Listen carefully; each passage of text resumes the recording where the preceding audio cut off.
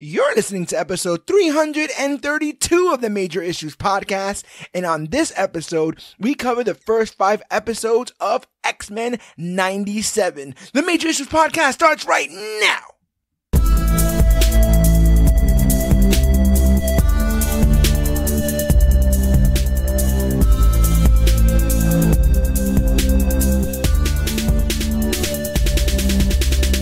Hello everybody out there in comic book land. My name is George Serrano, aka The Don, and if you're listening to this, you could only be here for one reason. That's a brand new episode of the Major Issues Podcast, brought to you each and every week by ComicBookClique.com. And as always, I am never alone. Sir, if you could please introduce yourself.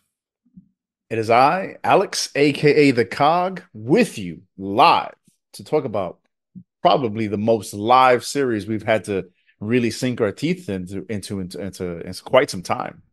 Oh, I'm super excited to talk today's topic, and I need your knowledge for some of this stuff because I know it's one thing to have, let's say, like a historian's knowledge, right? Where you have dived deep into like the text and you understand the lore and where it's come from. But you're somebody who's actually experienced this as it went on, especially things like this series. You saw it tackle. We're talking X-Men 97, people. You saw it tackle some seminal X-Men stories, whether or not you thought they did them good or not. We'll get into all that in a bit. And now with its return, is it a return to form or is it just a more nostalgia bait? Because I think that's what a lot of people were wondering, whether or not it was going to be that. But before we get into any of that, I guess I'll ask that up front. What's your relationship with the original OG X-Men, the animated series? Oh, I was a watcher from day one. I mean, the idea of getting this series when at that point in time, the idea of a movie was so far-fetched. And I grew up watching Spider-Man and His Amazing Friends and any kind of affiliated comic book cartoons. And occasionally an X-Man would appear on it and it'd be like, oh, we got Wolverine, we got Cyclops, we got Professor X, and it was so wonky. It was usually so cheesy that it never went farther than that. Right. So you had to just live off of, I saw Wolverine in that one episode of Spider-Man, or I seen Cyclops and Magneto, cool, and that's all you got. Then we were blessed with X-Men Pride of the X-Men, if you remember that. Right. Yeah, that was a pilot.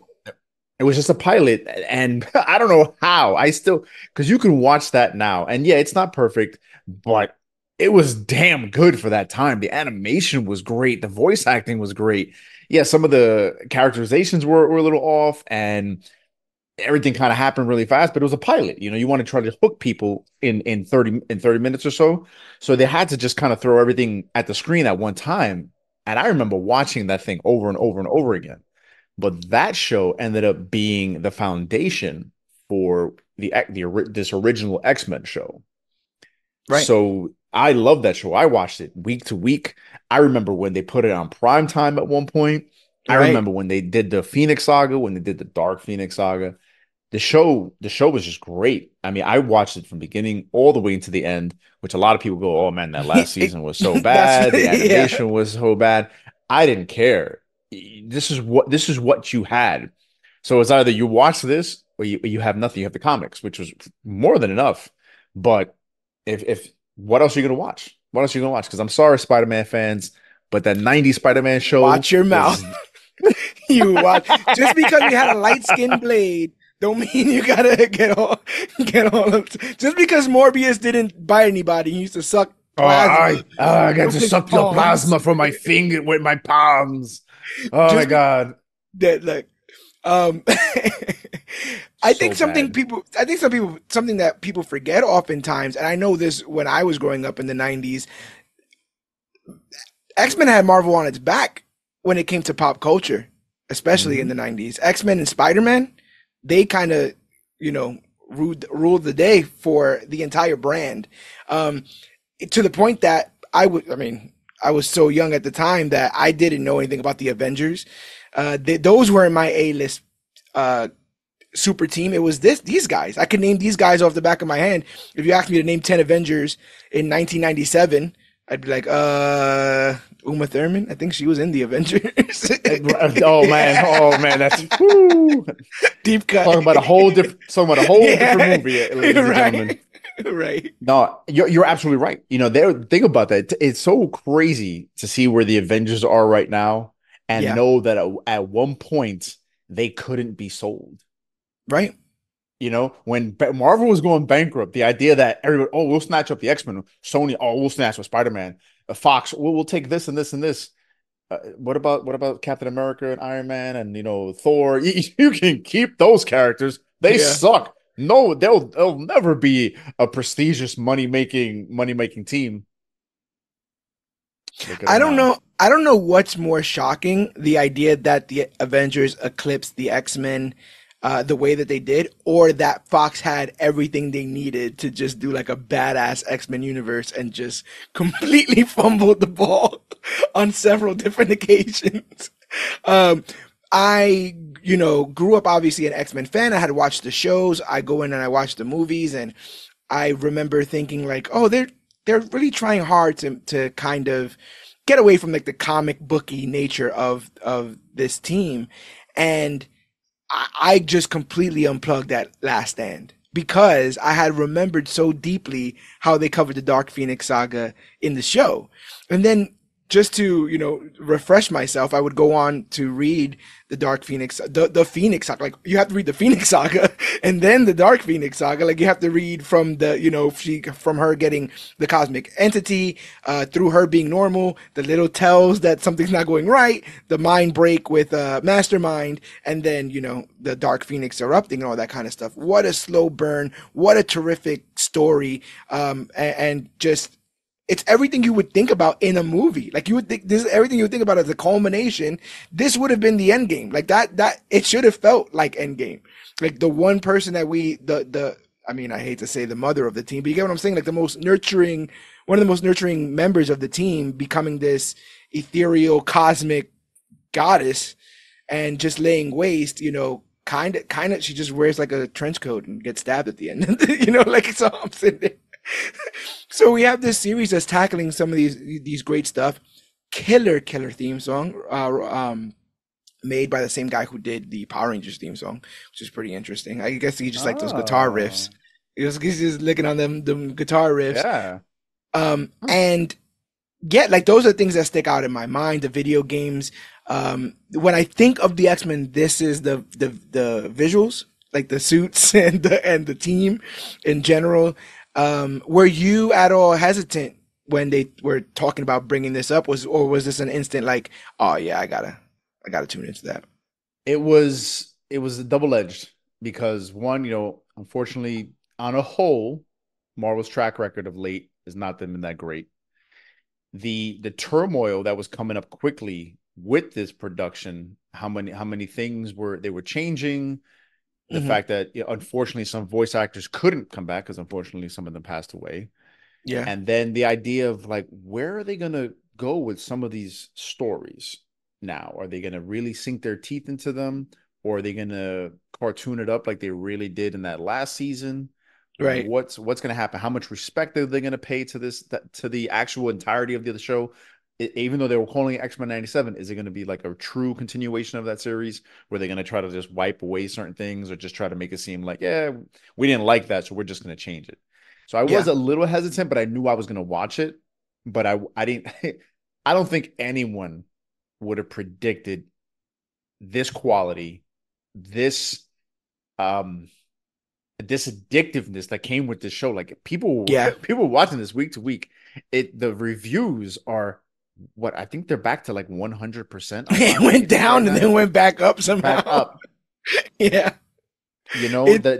There, I know genuine, true doubters that even as the show was going on and everyone's telling them, watch the show, who were just like, nah, I'm not, no, they changed this, and Morph is non-binary, so it's dumb, we'll get to that. I'm not gonna give it any time. And then the show finishes, and I went back and watched it. It's pretty good. It's pretty good.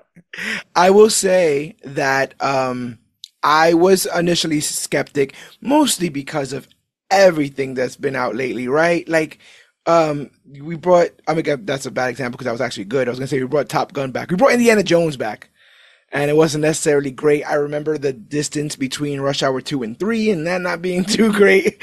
I've seen people try to go into the well of nostalgia, and if they don't get the thing that they're adapting, the thing that they're bringing back, it does end up feeling like a parody, like a cosplay of a show, you know, like almost pretending to be like that. And this show, 97, could have done well um, being status quo. Magneto could have been the big bad, you know. They could have yada yada, and Xavier's back, and we're just gonna go and do. Here's the Blob. I'm not saying that none of that stuff is fun, but man, just the weight that every one of these episodes is given, the clear metaphor that the X-Men have always stand for is even like hammered home in every episode here. When you talk about people who are disenfranchised, I initially, like every other series we've ever covered here on the Major Issues podcast, we were going to do this in one go. I am so happy we didn't. I'm so happy we didn't. I was able to go back and watch this first half of the series with like eyes because I'm taking notes and stuff, and the attention to detail for everything from the animation, the sound design, the lines, the dialogue. I'm bright, like just things that are like said, and the voice acting. I know this is gonna sound crazy, right? Because we live in a world where Chris Pratt is everything, but but the voice acting in this is tremendous. The inflections, and more so, I guess, like the pain. You very rarely hear pain in the voice of an animated cartoon character, especially one, designed after the famous, sort of Saturday morning cartoon kind of genre of cartoons. But there's so many heartbreaking moments in this that are, sent up to 100 because of the stellar voice acting in this. I was not prepared, and it almost forces, like, this is the rising tide kind of situation. Like, I heard people already talking like, oh, we should do Spider-Man. I'm like, well, relax.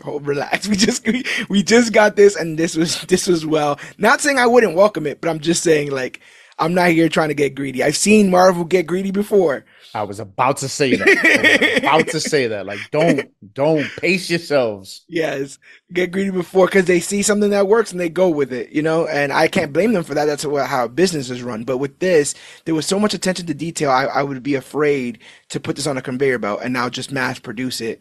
They had something to say with this series. And yeah, I've always said, if you're going to make art, say something.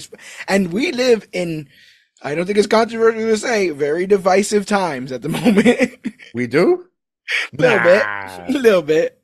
And they challenge and they talk to that kind of conflict several times in this series, almost turning the mirror to society, turning the mirror to yourself. You know what I'm saying? Like, do you feel like certain people are in vogue? And you're just hanging out with your muty friend, like, certain things is put there on Front Street about where's your level of tolerance? How do you feel about other? And do you the tolerance's extinction is basically the same thing as you will not replace us, right? Like, yeah. they had riots over stuff like that. So obviously you can tell I'm ready to get into all of this stuff. You seem a little excited, Don. You seem a little excited. Just a tad bit high off life, but I guess we can go ahead and say that you were a fan of the series. Oh, big time. I mean, even I got to rewatch it a few times already. Mm-hmm. It's just happily been almost playing in the background now, and. Mm-hmm. Yeah, it's funny how the more I watch, the more I'm like, you catch extra details. Though, like you said, those lines that just keep hitting, no matter how. Like, pretty much, Magneto was the Doctor Doom of the series. Not to say that he hasn't always been, but maybe it's just me being older and wiser, or the voice acting just being that much better, along with the writing. But it felt like every line that Magneto dropped was just like, oof, like like. It just hit, and you just felt it. And then even I don't want to say lesser lines, but just the genuineness of the dialogue between characters. Like when Jean is talking to Scott and Scott talking to Madeline, and the three of them Yeah. getting into it, the Rogue and Gambit's interactions, even that one conversation that Beast has with Trish Tilby, it just was like I had to rewatch it to like catch those Yeah. nuances in the dialogue, because it wasn't like you said, it wasn't like an animated conversation. You know how you have to rely on just the volume and the tone. You have to pay attention to the animation to Yeah. see how, like, oh, I see why Beast got mad in this conversation. I see what he caught. And it was so this series was so beautifully done. You could see that the people behind it loved the source material. They loved the characters. They put such time and effort into this series that it's not shocking. Like I think we just talked about it before. When you love doing something, you put it on the page and you put it in your art, and here it is. This is the product of people who love the X-Men and who understand that these aren't just these colorful characters you got behind me. These are damn near living people. And that's Yeah. the way they treat them. That's the way they're being treated. And that's why we have this remarkable series. Yeah, let's talk about some of those people that created this. X-Men 97 is an American television series created by Bo DeMaio for the streaming service Disney Plus, based on the Team X-Men, but it's also a revival of X-Men the Animated Series, which ran for 5 years between 1992 and 1997, continuing the story of the X-Men, who are now facing new challenges because they lost their leader, Xavier. 97 is produced by Marvel Studios via its Marvel Animation label, with DeMaio as head writer for the first 2 seasons and Jake Castorina as supervising director. Ray Chase, Jennifer Hale, Allison Seeley Smith, Cal Dodd, J.P. Karliak, Lenore Zahn, George Busa, AJ Lo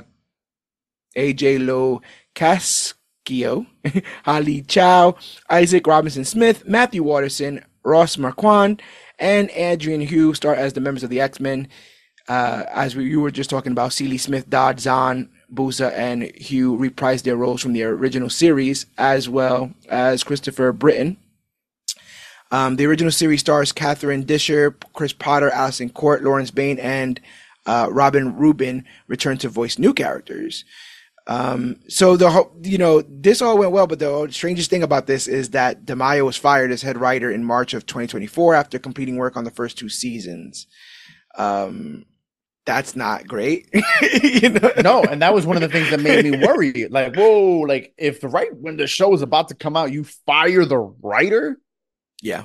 That's like, they did not like what he made. That's what you initially would think. But apparently, I think this guy had a lot of other things that weren't to the rumor I heard was OnlyFans.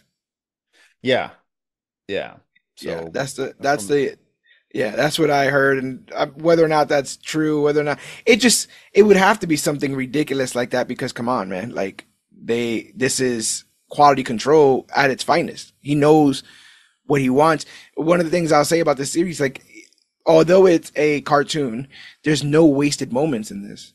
Like all the way through, it's packed to the brim with greatness. I was surprised at how much notes I took, given that these episodes are like 30 minutes, 35 minutes, 40 sometimes. But I'm like, it's jam packed. Even in the silent moments, it's absolutely jam packed. So this series premiered on March 20th with its first 2 episodes. The rest of the 10 episodes, released weekly until May 15th. The second season is already in production, and the third one is already in development. So, they'll be hammering out these very quickly. But yeah, let's get into full spoilers of the first 5 episodes of X-Men 97. I think you have been warned. I think most importantly, spoilers. The biggest thing that's happened prior to this series is Xavier is thought to be dead by the world after being shot by Henry Gyrick.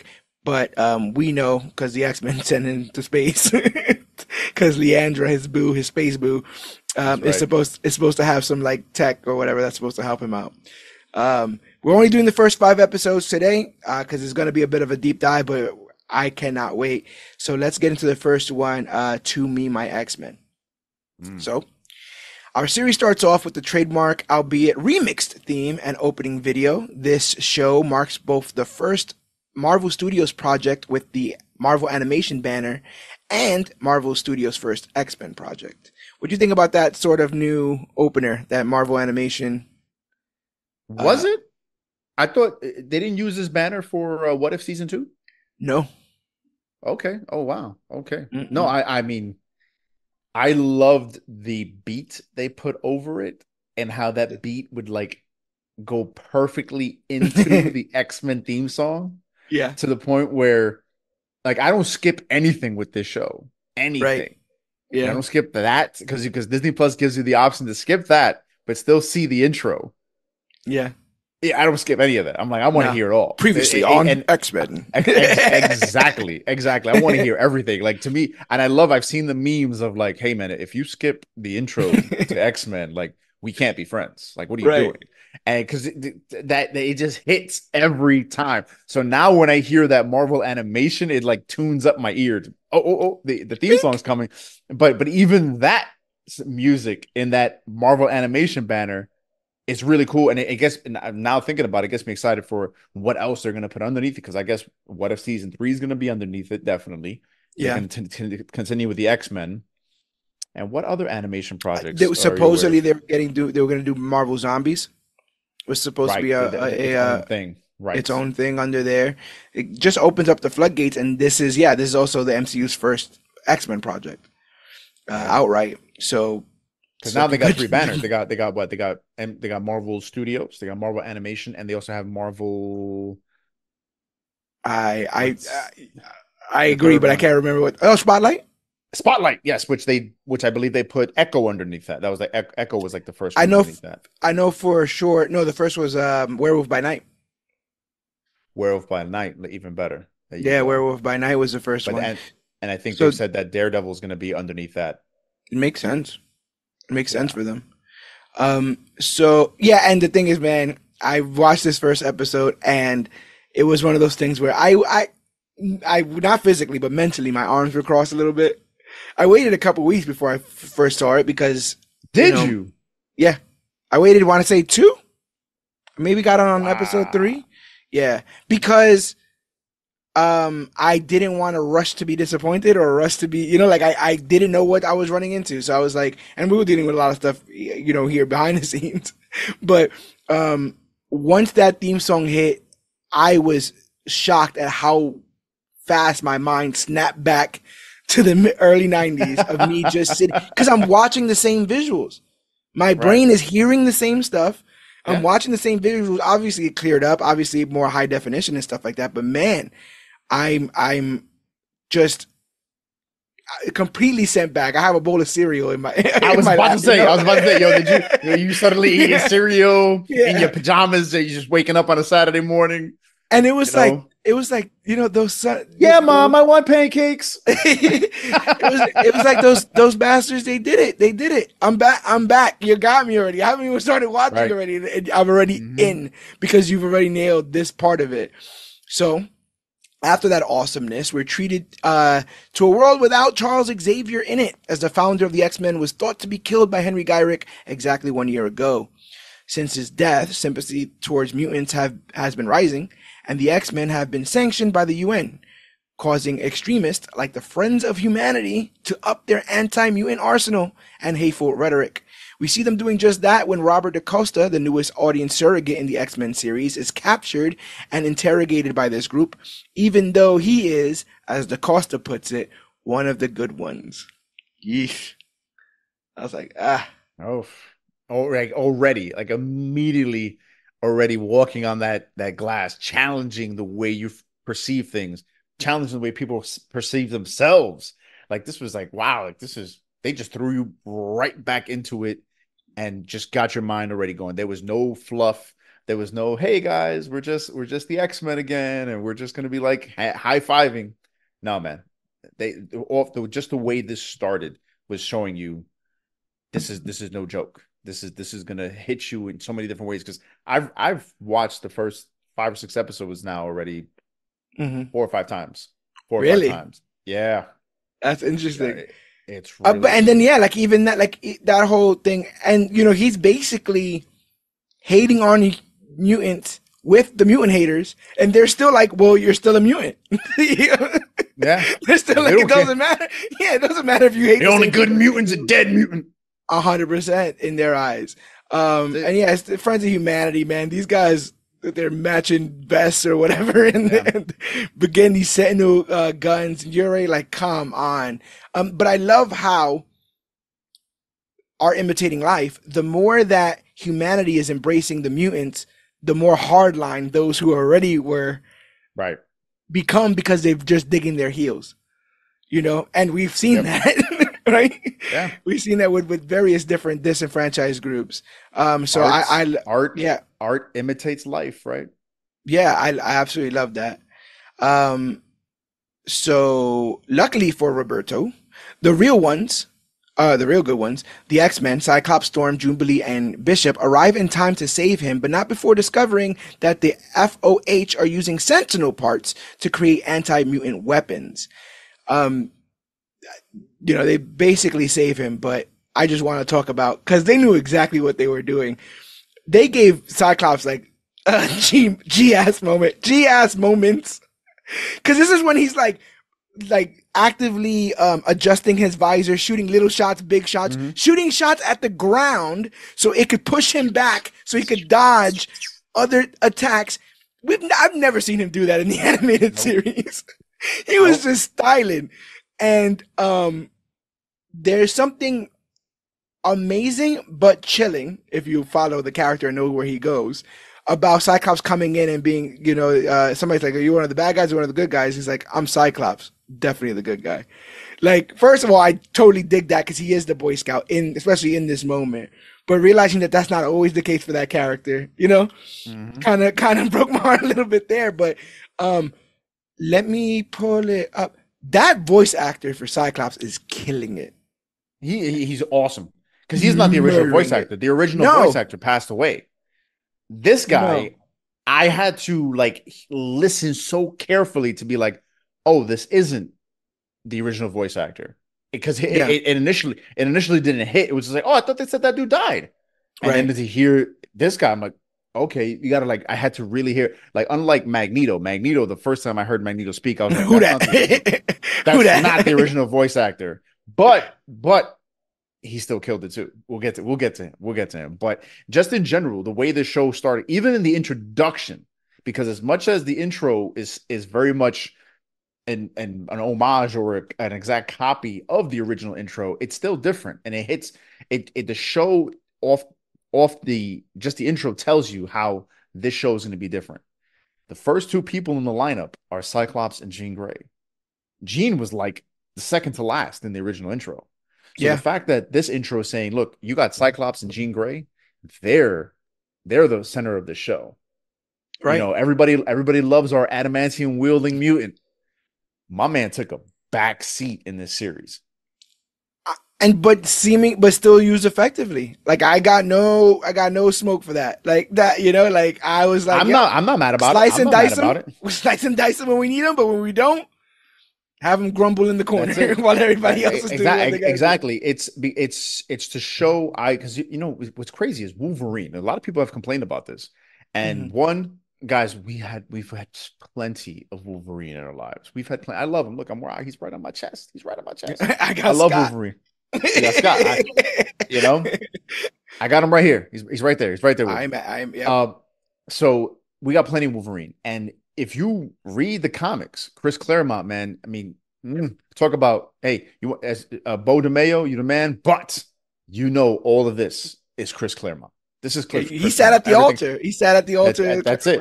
That's it. This is all him. Studied the ancient texts. Exactly. So this is all from his stories, and in his stories, the center of the story are Scott and Jean. It's not the Wolverine story. It's not. Wolverine is, like you just said, when things need to get gritty, we'll pull Wolverine out, right? Like in the Dark Phoenix saga, right? When the first time that Wolverine gets to get featured, where he gets thrown into the sewers, and then they're like, oh, it's Wolverine by himself. We feel bad for the bad guys, because that's where Wolverine got featured. That was like 20, 30 issues into or more of the Claremont run. Up Yeah. until that, Wolverine was just kind of a background character. He said some cool lines. Like you said, he's the grumbly guy in the corner. I'm going to smoke my cigars. I'm going to go get drunk. Let me know when we Yeah. get to kill somebody. It was the Cyclops Jean Grey story. It wasn't the Wolverine story. So now with the fact that, like you said, like I said in the intro, they're showing, look, right off the bat, you got Scott and Jean. And then who's the first person? I mean, well, Storm is actually the first person that comes in through the sky. And then you Yeah. see Cyclops, which immediately tells you, look, this is going to be they're going to be the forefronts. You have Storm. Storm takes up a lot of time in this. She Yeah. deserved that time to be taken up. Damn right. Scott now is going to be shown that he's still the Boy Scout, but he is the heart of the X-Men. He is the center of the X-Men. He was the first student. He's the Yeah. first student. He's the one that knows no matter what happens, the X-Men. I am the X-Men. Yeah. So just showing that, and then showing how, he could be a Boy Scout, but he could still be a badass. The way he, like you said, he's changing directions, the way he's moving around with his optic blasts, killing, not killing, but taking out the bad guys the way he has to, Yeah. and still maintaining his integrity and just still being that corny Boy Scout. You gotta love him. You gotta love him for it. I loved the way this kicked off. This is also the scene where they take off his visor. He's like, "Oh no, not my visor!" And then he Not my visor, right. Blast everybody. It's absolutely great. Somebody call an ambulance, but not for me. We need more other X-Men themed merch, like you were just talking about. Wolverine takes up a lot of that stuff. Let's get some Magneto stuff. Let's get some swag out here. You understand? I need that sleeveless, long gloved. We'll get into it. But you were just talking about, the centerpieces of this, and I was talking about how much I was fighting nostalgia. But again, as soon as that, FOH member starts to talk and his breath can be seen because the temperature has dropped, and you hear Storm's voice booming again, right back to the 90s. That voice, that dialect, the way that she delivers, she's always delivered it with gravitas. She's always delivered it like a goddess, like a queen. Yep. From the very beginning. And it's that characterization that's colored my view of Storm for years. So whenever she was in literally no movie's done her right. No movie's gotten her right. And I'm watching this stuff, and she is both boisterous and confident. She's kind, like she's like, you guys can leave, leave before it gets kind of crazier. So all that stuff, amazing. I can't gush enough. But when Cyclops comes back to the mansion, he scolds Gambit for not joining the rescue mission and seems to be under pressure as he takes Xavier's place as the true leader of the team. A pregnant Jean comforts him, but before they decide to talk to Robbie and see what's up. And this was exactly what you were talking about. Not only is he the first student, but now the entirety of the dream in his mind is on his back. Xavier's gone, and everyone's looking to him, and he doesn't want to make the wrong choice. And that is so paralyzing for someone who needs to make decisions, because all of his decisions will quite frankly be life or death. If he kicks out Robbie, and then Robbie gets, snatched up by Santos and killed, that was Cyclops who did that. It'll all get traced back to him. The entirety of this team's public relations revolves around, Cyclops and what this team is going to end up doing. So, amazing stuff there. I kind of like him giving Gambit shit, and I kind of like Gambit not caring. Yep. Also, he's got to be the most most Cajun man in the world. If they're making beignets for breakfast or whatever, I'm like, what are you doing, bro? What are you doing out here? And we got a peek of Rogue, bro. Those Southern isms killing me, bro. I agree. Killing me.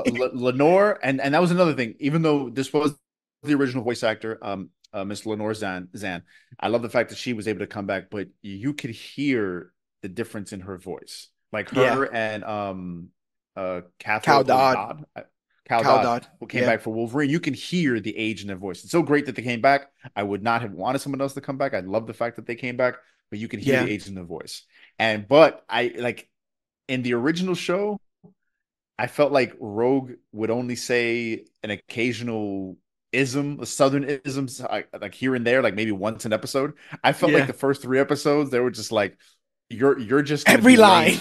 Every line is just gonna be like, line is like, oh, that's like the crawfish in the back alley or something. Like there's a like lot everything. Apparently there's a lot of cat themed ones. Like, look what the cat dragged in. And, well, you got to put that cat back in the bag. And, that cat's got claws. And I'm like, oh my God, do you own a cat, bro? Do you want to talk about this? What's going on here? Once I got past that, again, I'm still completely super into all this. And yeah, I like that, like, Jean tries to comfort Scott. She knows he got a lot of stress going on with him. Robbie wakes up to Opera and meets Hank McCoy, a.k.a. Beast. The team comes in and asks him about the Sentinel tech, but he doesn't know anything. Jubilee puts him in the danger room to see if he has a handle on his powers, and Wolverine shows up because he loves a good hazing. Cyclops and Jean speak to UN Rep Valerie Cooper about the possibility that Bolivar Trask has been making the weapons found in the FOH headquarters, but she says he's been missing. She tells Cyclops to trust that the UN will be looking into this. Later, Jean confesses to Cyclops that she's been thinking more and more about life after the X-Men, something that Scott has never given any thought to and seems surprised by. This is what you were talking about. When you've enlisted your entire life to be a soldier, the idea of, well, what happens in peacetime? When I feel like Cyclops never had an exit strategy for this, which is interesting, right? Like, he was going to fight the good fight to the end as a father, a husband, headmaster, whatever you want to call it. So yeah, I thought it was pretty cool that they breached this. I mean, obviously it goes places, but the fact that Cyclops has never thought of life after the X-Men and the fact that that's exactly why Jean is fighting kind of shows two sides of the same coin, right? Like, right. Jean's like, I'm fighting so we don't have to fight forever. There's never the idea that she's looking at her husband and there's no thought in his mind that the fighting would stop. It's a bit of an interesting dichotomy there, right? Like, it's like, I'm X-Men for life, and you're looking at like this is just a portion of your life. Like, no, this is my entire life. But you want to have a family, you want to get out of here. No, that's a little soldier in there. That's the future. Could you imagine telling her that though? She'd be like, what are you talking about? But you're totally right. That little soldier. I don't know, that made me laugh so much. So the team gets into a game of basketball, and Wolverine and Jubilee get into an argument because she says he scared Roberto off and no one knows where he is. Realizing he's a sitting duck for the FOH, Scott rallies the team, but Wolverine gives him crap for thinking he could replace Xavier. Wolverine needs to relax a little bit. He says something like, yeah, what Henry Gyrick did was bad, but you know what's worse? Like, you thinking that you're a professor. And I'm like, okay. Yeah, that's worse than Professor X getting murked. Yeah. No, that's a little bit of an exaggeration, but, them two do not get along. I just love that Scott doesn't back down in this series. I love that he has a backbone in this series. And it's like, right. Mad, all right. Still get on the X-Jet and still take your ass. That's right. to do what I said to do. Get your tiny ass, put your flannel shirt on, and get your ass on the plane and go find the kid. All right. I don't want to hear your mouth. He never says, I'm not doing it. Right. He knows what's up. He knows where his bread gets buttered. Where'd I go? Gambit, Rogue, Logan, Morph, and Jubilee venture to a nightclub to find DaCosta. Cyclops, Bishop, and Storm visit the imprisoned Henry Gyrick, and Jean from the mansion uses Cerebro to probe his mind as to the whereabouts of Trask. The plan works, but unfortunately it comes with a doomsday premonition that shakes Jean to her core. It's about that premonition is bonkers as a kid show, like just like all that stuff they show, just like haunting imagery and stuff.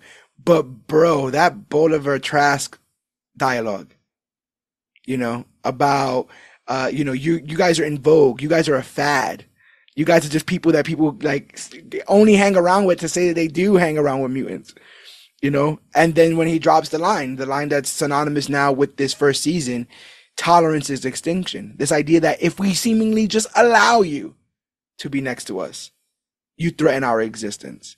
Right. And thus we cannot even get to the point of tolerance. Yeah, and because then that will what I just love start too the is domino fall. even his later line where he basically foreshadows how the season ends, where it's like, well, how are you gonna feel when it's your turn? When you see, like, I forget exactly how he says it, but Evolution or whatever, yeah. You don't understand what it's like to know that you're like an evolutionary You've been like leaped footnote. over or whatever. Yeah, yeah, yeah. Yeah, and well, with where the season goes, how many times at the end were they saying stuff along the lines of, "Yo, we're staring at the future. We're staring at the future." Like already looks seeing now their own extinction occurring.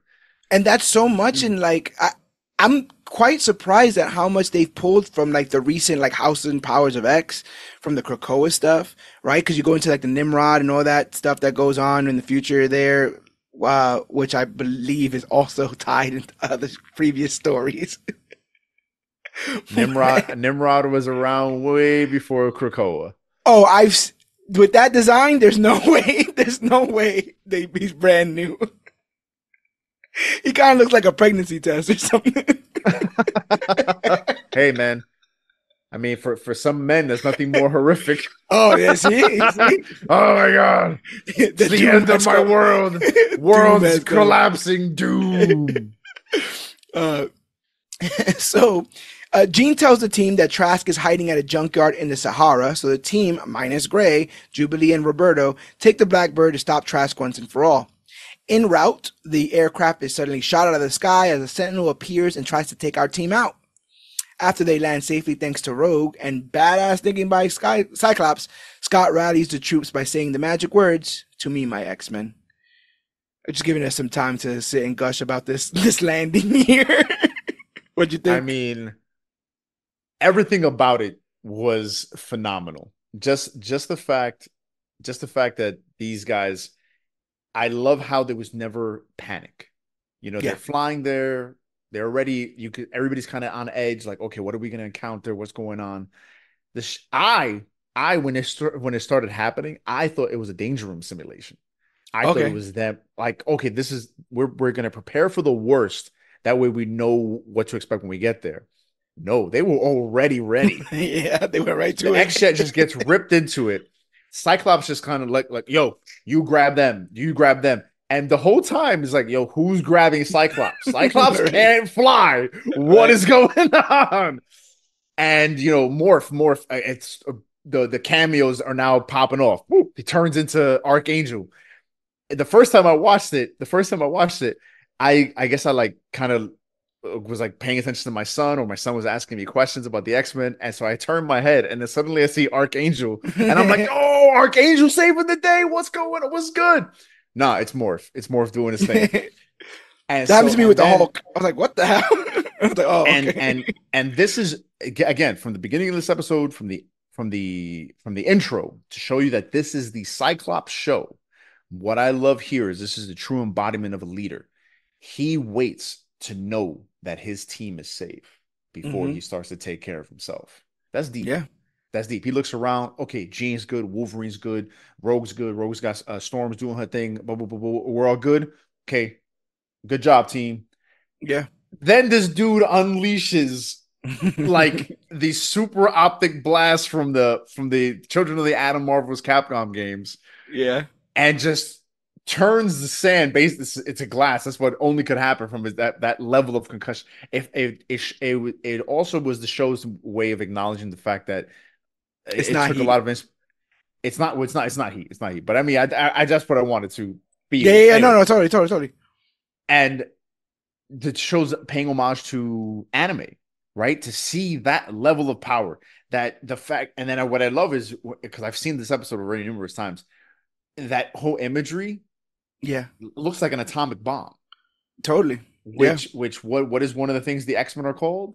Children of the Atom. The Children of the Atom, right? So and here you have this one mutant who's not an Omega class mutant. He's a dude who has optic blasts, but he's showing, look what I can do. Look what I'm doing to the ground. I'm saving myself with my optic blast. Yeah. And I'm not an Omega level mutant, man. Like, you, in that moment too, you can kind of understand why, if you are a human and you see this, you go, yeah, maybe I don't want maybe I don't want these people around. Because I mean, if that was coming my way, I'd be like, Hey, what's up, Jesus? What's good? Oh, Right. yeah, Cyclops shot me in the face with his optic blast. It's kind of the thing with Cap, right? It's like it's his training and his determination that are the most fearful parts of Scott. We're lucky that he's on our side because that same determination and training can do some very deadly things if on the other side.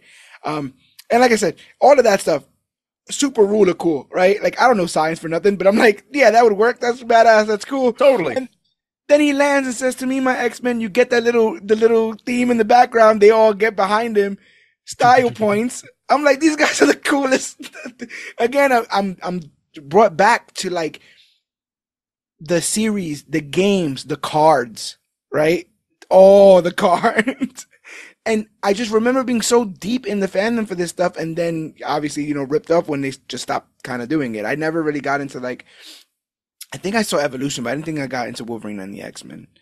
I think I saw X-Men Evolution. Good stuff. See, yeah, I highly recommend it. And talk about, like, for me, when they initially announced the idea of going back to continue a show, I wanted them to continue Wolverine and the X-Men. Because this series did get an ending. It was rushed. Wasn't happy. It wasn't happy. It wasn't a happy ending. And you know, it was lackluster because of the animation and whatnot, but it had an ending. It finished. Wolverine and the X-Men had one season, and the season ended with the Age of Apocalypse starting. And then it was just like canceled. Like, yeesh.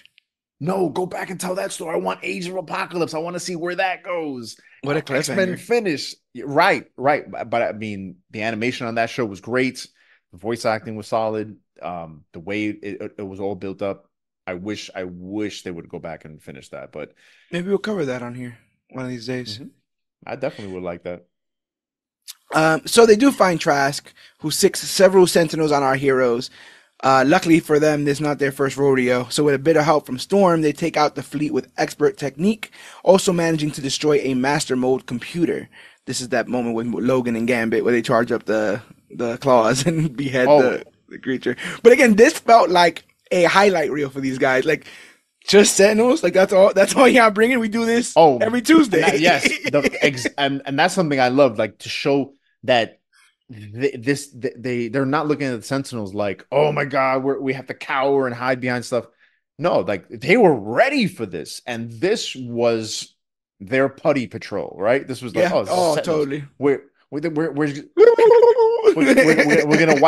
wipe the floor with these guys. You know what I mean? And I loved that. This reminded me. Were you a fan of the X-Men Legends games? Yeah. Did you play those back in the day? Yeah. Remember doing the combo moves where it'd be like psychic claws, or, you know, magnetic tongue lash or something. You know what I mean? So I feel like they bring that back, and I want to say Ultimate Alliance, maybe, where you're able to like shoot things and reflect off of other people and charge and stuff like that. Yeah, you combo moves. You're doing these combo moves. And that is something very much in the Krakoan age of comic books right now, where that's something they're trained. They're constantly they in the Krakoan age now with comics. They're constantly building their teams with the fact of what powers work well together. Like, okay, you have an electric power and you have a water power. Ooh, how can we make that work? Or we have a telekinetic person and a person who can make weapons. Perfect. Make the weapons. She's chucking them at people. Perfect. Right. You know what I mean? Like, that's what they do. So they constantly see here where it's like, you know, Wolverine's charging into action. How do you make his claws even more deadly? Make them explosive. Gambit, charge up the thing. Charge up his claws. Oh, and wait, but the target is, you know, 400 feet in the air. Enough said. Morph, turn into the blob so we can trampoline off your fat ass and cut off the head of this. Behead it. Yeah. You know what I mean? I could totally hear like combo happening.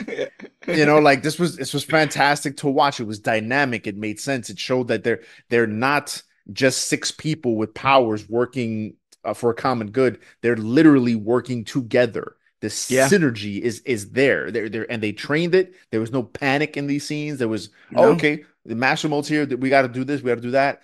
And then even when Wolverine, what happens? I'm trying to, not as many times as I've seen this, it all starts to mosh. When Storm, when Cyclops is just like, yo. Oh, that's why I said from help from Storm. That's when she comes through and glasses the sand. The whole and I love the fact that like now Storm is an Omega level mutant. Yeah. And then again, that voice when they hey Storm, light him up, and Yep. then just she just immediately kicks into from the sands of the Yeah, desert, it's so and great. she's just walking, and lightning is Yeah. happening, and the lightning is hitting the sand and turning it to glass, and then she just summons this massive tornado that's just shooting lightning. It's just like it just reminded me of like that Jerry Seinfeld skit where it's like, why does the Justice League need like why do we Right. need the other members? We have Superman. So Yeah. you're watching this and you can just imagine everybody else being like, all right, Storm, appreciate it. Wrap it up. All right. All right. I guess we're done. And it's amazing because we talked about, the X-Men stock now in live action versus, the MCU, but like they could have done a bring me Thanos moment with Storm years ago. You know what I'm saying? Where something's happening and all of a sudden all the skies get black and, she just shows up as badass as she is. They could have owned the Thunder, the Thunder God stuff way long ago. It just bugs me out that they were so late to the game with it because they capitalized on it in here, and it works without it. Works with no issue. Like I said, they're well-oiled machine, and another great thing about it is 5 episodes in, 10 episodes in, there's never a civil war. There's never a petty squabbles. Like this is what other teams fight over. Is roommate stuff. These guys are actively fighting for their lives every day. Yeah. For their lives and the lives of the people who have the same genes as them. Like, not the same gene, but the X gene. You understand? Like, right. Yeah. I know what you mean. It's never, while Iron Man wakes up and may save somebody if he wants to that day, if they don't, their entire race might be extinct. The day that they choose to stop policing, or not policing, but defending, their right to exist, they may be wiped off this planet. And that's why they're such a well-oiled machine. That's why every threat is Avengers level, because they're not saving cats from trees. You understand? Like they're really doing it here. But yeah, I really like to see them be like this, because then it's a comic trope, right? You show them like this so that when they are against the ropes, you're like, damn, whatever put them against the ropes. It's serious. It's serious. It's not some because even watching the original series, which to me is why they did this to begin with, to have them mollywop these Sentinels, was because you go back and watch the original series, man, the Sentinels used to put the beats on these guys. Yeah. Even when they would come out triumphant and win, they came out like, oh man, costumes are ripped to pieces. A couple people are hurt. Morph dies in the first episode. Here it's like, oh, Sentinels, we got this. Yeah. That's the hardest part about this was finding where they were at. Now that we know where we're at, we got this. We know how to take care of this. I wonder if some of the style point stuff in this was them like, oh, we're like taking down the last Sentinel warehouse. Like let's have a little fun with this. You know what I'm saying? Like this is the last. This is the last of it all. We're gonna lock up Trask. Let's have a little fun with this. But I completely dug all of that. They apprehend Trask, and seemingly the threat has been neutralized. Nothing to worry about. It's all over. Credits. The next day at the mansion, Scott tells the team that he and Jean are set to leave the X-Men. And as Jubilee questions, who will lead us? Everyone is surprised by the sudden appearance of Magneto, who tells the team that in his last will and testament, Xavier has left the school and the team to him to watch over as everyone stands there stunned. But imperfect, because I'm a writer and I love writing, imperfect thing, he's left all his hopes, his dreams, everything he's ever worked for, he's left to me. My X-Men. My X-Men. And first of all, him saying that line was akin to when you see John Walker with the shield, with Cap's shield, and you're like, what are you doing? What are you doing, bro? You know that obviously. Put that down. We'll feel better about him later on. But initially I'm like, you don't get to say that. You don't get to say those lines. But this was something that was a bit spoiled. I think this is in the first trailer. But still an interesting twist nonetheless. And yeah, let's get into Mutant Liberation Begins, the PR episode for Magneto. So, Magneto begins his new tenure as leader of the X-Men by committing acts of good and saving humans and mutants alike around the globe in hopes of winning humanity's trust. He has a very sweet and also very badass moment with the Morlocks in the tunnel where they're going to go gun him down and he just like bursts through and he's like, you won't even let them like live amongst your waste. Like that's where we're at now. You're filth. You got to come and get them down here. But he has this moment with Leech that, gets echoed in the last episode that we're going to cover here today.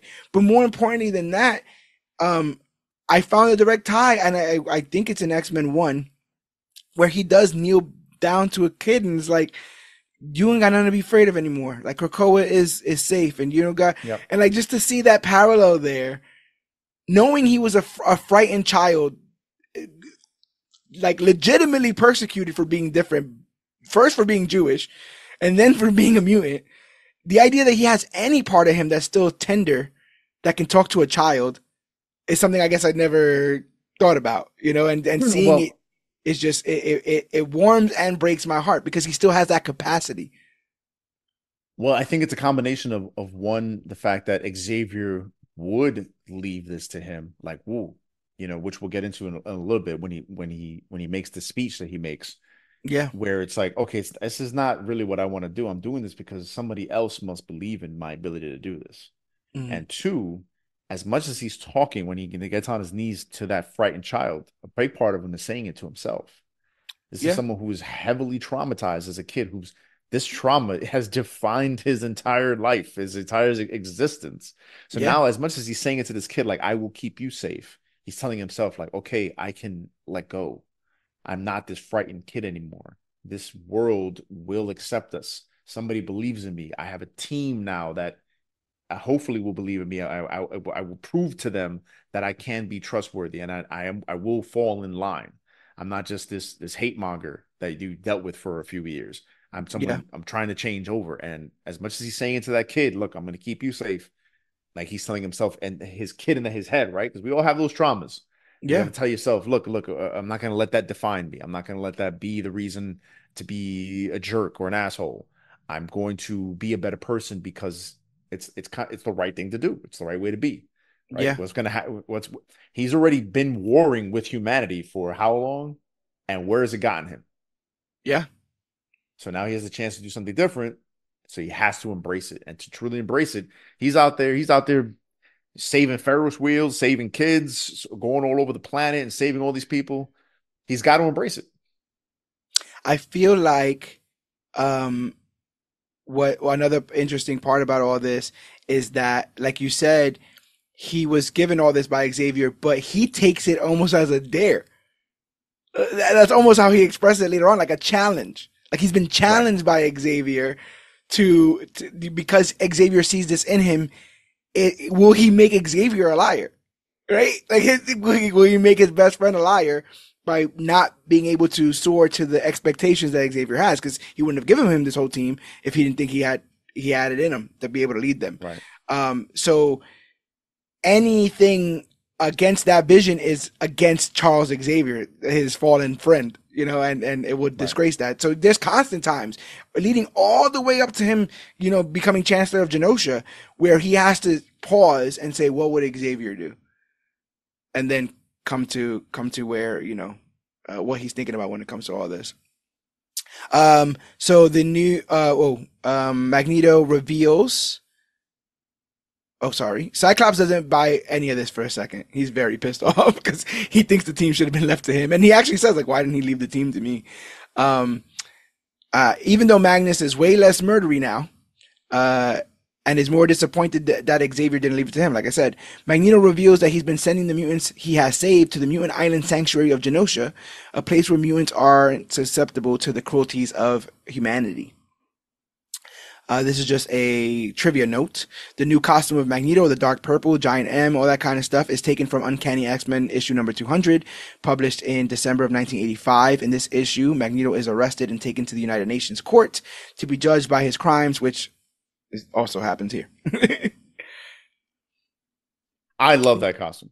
The gloves are a bit much for me. I love the hair. I love that the hair's all out and proud. I love the hair. I love it. The whole everything, and it's Yeah. literally the costume from Uncanny X-Men number 200. I love Yeah. it. I love it. I remember as a kid because I started collecting comic books heavily starting in like 91, 92, Okay. right before the Jim Lee era. Yeah. I mean, Jim Lee was already on Uncanny X-Men, who had done some issues, but it was before the number one, the launch of X-Men number 1.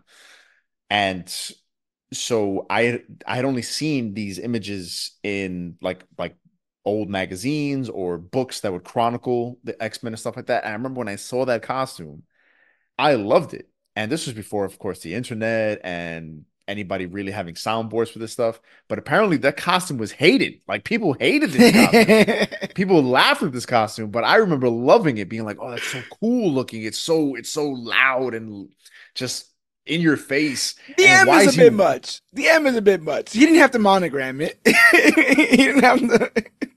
I guess they wanted something, it's like cheesy looking and friendlier looking. Because I mean, look at this thing. You see that, and you're terrified of this. Also, two quick notes. Oh, I just want to say this real quick. 2 quick notes that I figured out. One, I was like, oh yeah, he's rocking his hair out because he doesn't need the helmet because Xavier's not around.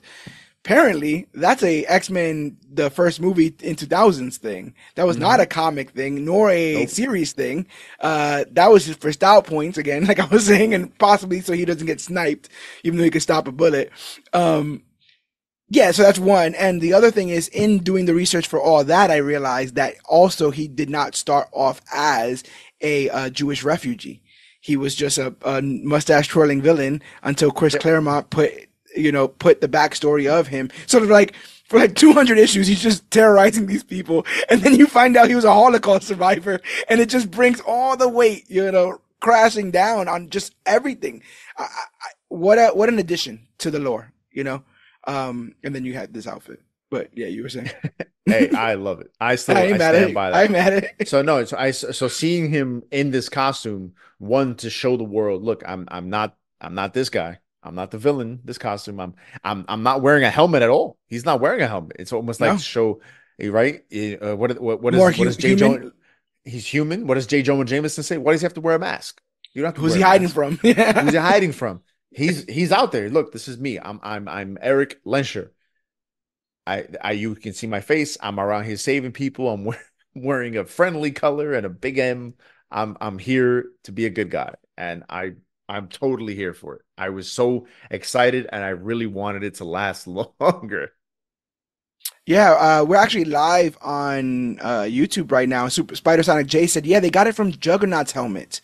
Juggernaut's helmet was made to stop Xavier's psychic blast and applied it to Magnus as well. And yeah, in 1981, I believe they introduced his Holocaust survivor background. Spider Sonic J's super X-Men fan. We had him on here talking about Multiple Man. This is one of his favorite characters, Jamie Madrox. Madrox. Madrox. I thought I was saying it right. I was thinking about Brad Maddox, and then that made me think of Paige. It's a whole thing. Anyway, so I just love the idea that like he didn't tell anyone, right? I'm thinking about it, right? He didn't tell anyone he was putting on this new outfit. He just came out one day. No. They're like, I made it myself. That's right. It's like I made it myself, and I will not be taking questions. Like, all right, Magneto, can't you just use your magnetic powers to make a costume? I want it to matter more. My mother taught me to sew. Yes. He's just singing in Yiddish, and he's sewing his clothes. Oh, that's amazing. So in 2 separate tender moments, Jean confides in Storm that she hopes her child will be born human. So I guess we'll put a pin in that. I love this conversation. Again, X-Men, I feel like more than almost any other Marvel property, lives and dies by the relationships, whether they're friendships or actual love relationships.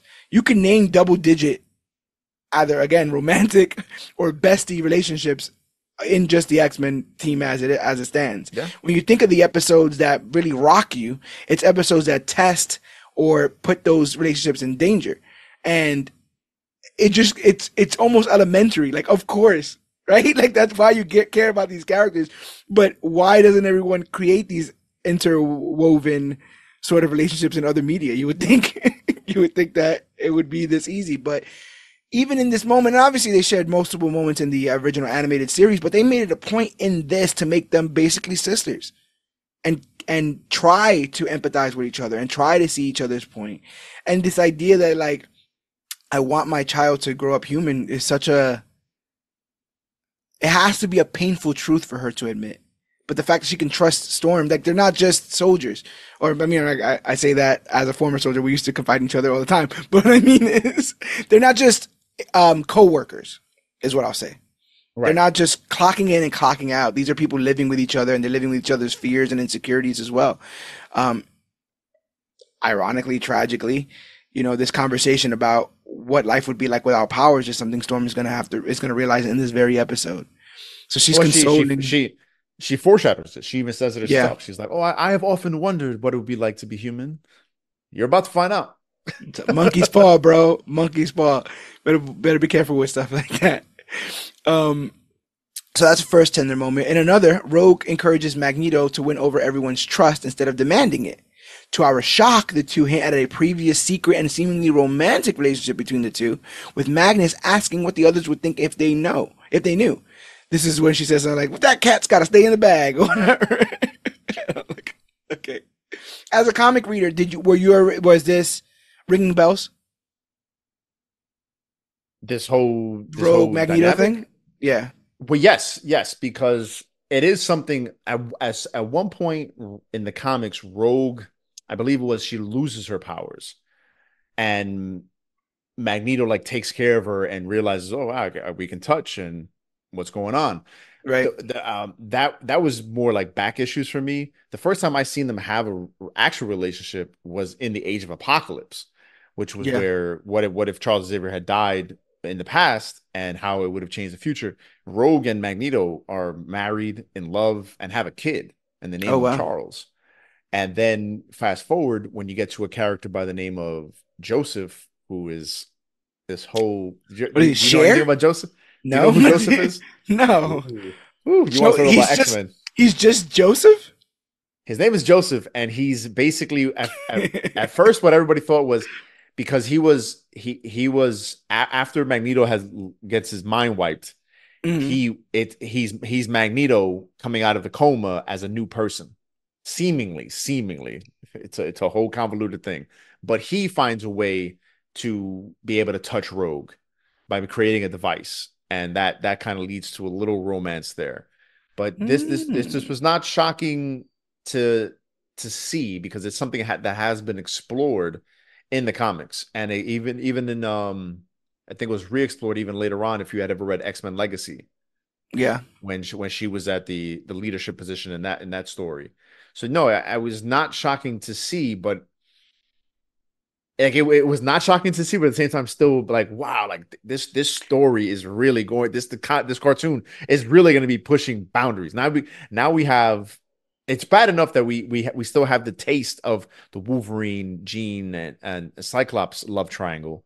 Now we got Magneto, Gambit, Rogue love triangle going on. Yeah. Ooh, and how real is that? One person can promise to love you forever, but I can't touch you. The other person's like, I can touch you, but it might not be forever. Might not be forever, and you may not really like me, but I can touch you. Right. And for some people, that's huge. That's huge. Yeah. You know, so I have to believe that DeMaio, he is using our knowledge of this series against us in a lot of ways, right? He knew that people were going to come in this and be like, Scott the Boy Scout, and gave him some badass moments.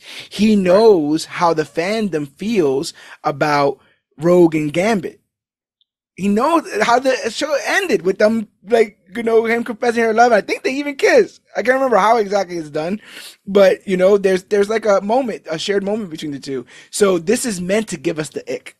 This moment is meant to be like, I don't know how I feel about this. And I think they played it very, very well, especially keeping it kind of coy, like not just unloading the whole thing. Members of the UN believe that Magneto should pay for his violent crimes and arrive at the mansion to apprehend him, even though he's being seen as a new symbol of hope for mutants. He goes willingly. I'm going to pause it right here because I just want to say it instead of just describing it. First of all, love this scene. Actually love this scene. For two reasons. One, it reminds me of the moment in X-Men 2000 when all the cops show up and he turns the guns so easily. But like they show up and they're like, hey, you better not do nothing because all these guns, you can't control a single gun here. They're all plastic or whatever. Like none of them got a single bit of metal in them. So you better stand down. So he just mans the helicopters and turns them on their sides and creates like death weapons. Just big propellers just that would chop these people to ribbons. Right. Shoot me. To ribbons. Shoot me. Have fun with the helicopters. But he does this as like don't get it twisted. I'm only going to go if I want to go. You understand? Like, y'all here with these guns don't mean nothing to me. Because if you think that was going to stop me, look what I can do. Right. Kind of stuff. Again, it's very similar to the move, turning the guns around. Like, he could have turned the guns around and shot at everybody, but he did it on purpose, right? So it's like the show of force when it comes to Magneto. And I love in this episode, and I feel like also in Remember It, he is just a pot boiling. Like his patience for humanity. He's not quite Xavier again, right? Like his patience he's just like 1, 2, like he's trying to remember his numbers and just count himself. Yeah, bro. Woosa. And this is definitely one of those moments. Like in this moment, I mean, you got to remember this is a dude who has concentration camp numbers carved into his skin. Right. This is not a dude who's you don't forget that. You don't forget that. And these people are threatening to lock him away. They've now shown up jackbooted thugs with guns. And prepared. Like even though, he was able to turn it on them, but look how prepared they were to encounter Magneto. So what does that tell him? Like, oh, yeah. You guys see I'm saving people all over the world, yet you still got these special guns designed. You're having PowerPoint classes, right? About like how to take Magneto out. utilizing the plastic AR-15 version of the 7.9/12 Earth. You know that, like. Thanks for that idea, Bill. Thank you. Perfect. Appreciate that one. Everyone buy a 3D printer. We're gonna figure this whole thing out. So again, willingly, right? He willingly goes, hoping to earn their trust in a fair trial. While he's on trial, the Friends of Humanity rear their ugly heads as people protest outside. We'll get more into that in a bit. Magneto pleads his case, stating that he's turned over a new leaf and can't be blamed for his hard edges given his upbringing. He reiterates that he is working towards Xavier's dream of coexistence. While that's going on, Jean suddenly begins to give birth, so Logan rushes her to the hospital. But this is that first, like, pleading his case sort of speech, where he talks about, and again, man, like, again, the dialogue and just the gravitas of the voice, where he's like, me and my family had our house burnt down because we called God by a different name. Right. And I was like, that's deep. And if that doesn't hit with what everything that's going on right now, to say something like that, like, Matthew Waterson is this is where, like, and I feel bad that I can't remember the original voice actor's name, but Matthew Waterson right now, this is where he became Magneto's voice to me, because he just starts dropping line after line in these speeches, the way he hits back at these people, one of whom I was very excited to see finally introduced into the X-Men cartoon, Valerie Cooper. Valerie Cooper is a character I love from the X-Men. She's been around for quite some time. She's the like the handler for the US government, the same way that if you guys know Amanda Waller, the way Amanda Waller handles Suicide Squad, and Valerie Cooper handles mutant groups, teams for the government. So she's a liaison. The liaison, exactly. Okay. So she's the one that activates her. From what I recall, she doesn't totally realize it, but she's the one that turns the Mystique's Brotherhood into Freedom Force. Oh, okay. New rebranding. Right. And then she's the one that becomes the handler for I think she worked with the original X Factor team, which was the original team, Cyclops. I think she kind of worked with them a little bit, but then she becomes like the direct handler for the later X Factor team of Havoc, Strong Guy, Multiple Man, Okay. Wolfsbane, etc. So like I love that X Factor run by Peter David. So she was a center a piece of that team. So seeing her now in this series, I was like, oh, cool. We're getting into that. Which, ooh, maybe we'll get more X Factor because we had X Factor in the original series. And I love when they got introduced, and I hated that we only got to see them in that one episode. In this Right. series, as we can see how quickly they're going into all the expanded lore of the show, I'm like, ooh, we're gonna get some Havoc, we're gonna get some Polaris. What's good? Yeah. So seeing her and like her, she's giving it right back to Magneto, and understandably, like it's a back and forth. Like I said earlier, you kind of got to see. I only play devil's advocate just to understand better. Like I was saying earlier, when Cyclops uses power, the way he uses power just to defend himself, not even in an offensive way, to save Yeah. himself. When you're a regular person and you see that, that's Yeah. terrifying. So What if there was a city underneath him and he didn't care? Right. Right? He's like, well. Exactly. Exactly. Right. Oh yeah, Magneto, you use your powers to save that Ferris wheel. What if somebody Yeah. pissed you off and you decided to chuck that Ferris wheel at the rest of the circus? You know what I mean? Like, I think it's really interesting that you put it that she's playing devil's advocate, because even though she is for mutant rights, she has to play hardball for her constituents. right. For everybody else on the table who's not convinced, if she doesn't at least try to persecute this madman, he was a madman, man. Like, I know we're like 2 episodes in and we're kind of digging him, but he did do some crazy stuff. And if she doesn't do that, she loses respect for her peers. The X-Men go nowhere. They never get brought into the UN, any of that kind of stuff. So she almost has to play this act, to kind of get them exactly where she wants them. So like, that's interesting.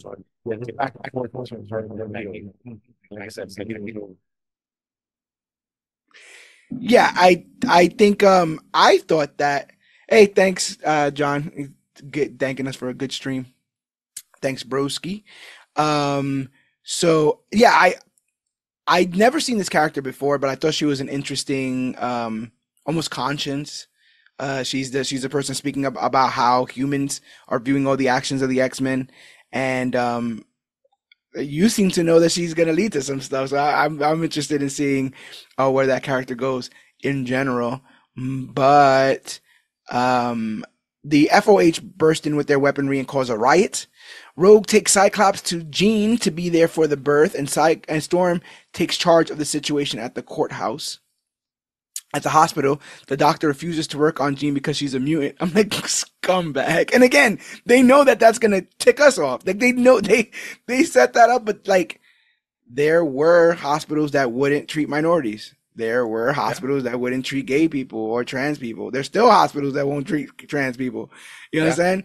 So like, that's a very real thing. They were saying something about like black women's mortality rate with pregnancies is ridiculous because for years hospitals wouldn't even take them, or gave them the cheapest medication, or gave them, like these botched surgeries and all this other kind of stuff because they thought of them as lesser. I think I even saw something where there was like, they thought they had a higher pain tolerance at one point. They thought black people, for some reason, were genetically predisposed to be able to take more pain than a normal person. So like, this is not cartoonish. This is real life stuff here. This is art imitating life. Yeah. How did you feel in that moment? As someone who's had children, right? Like, oh my God, the most important moment of your life. But yeah.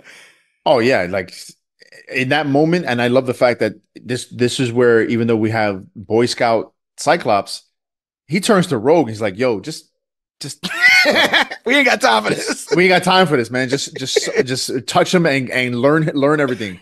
And like, there was some hesitation, and he's just kind of like, "This is my baby, man. We ain't got time. We don't have time for an Xavier speech to change this dude's mind.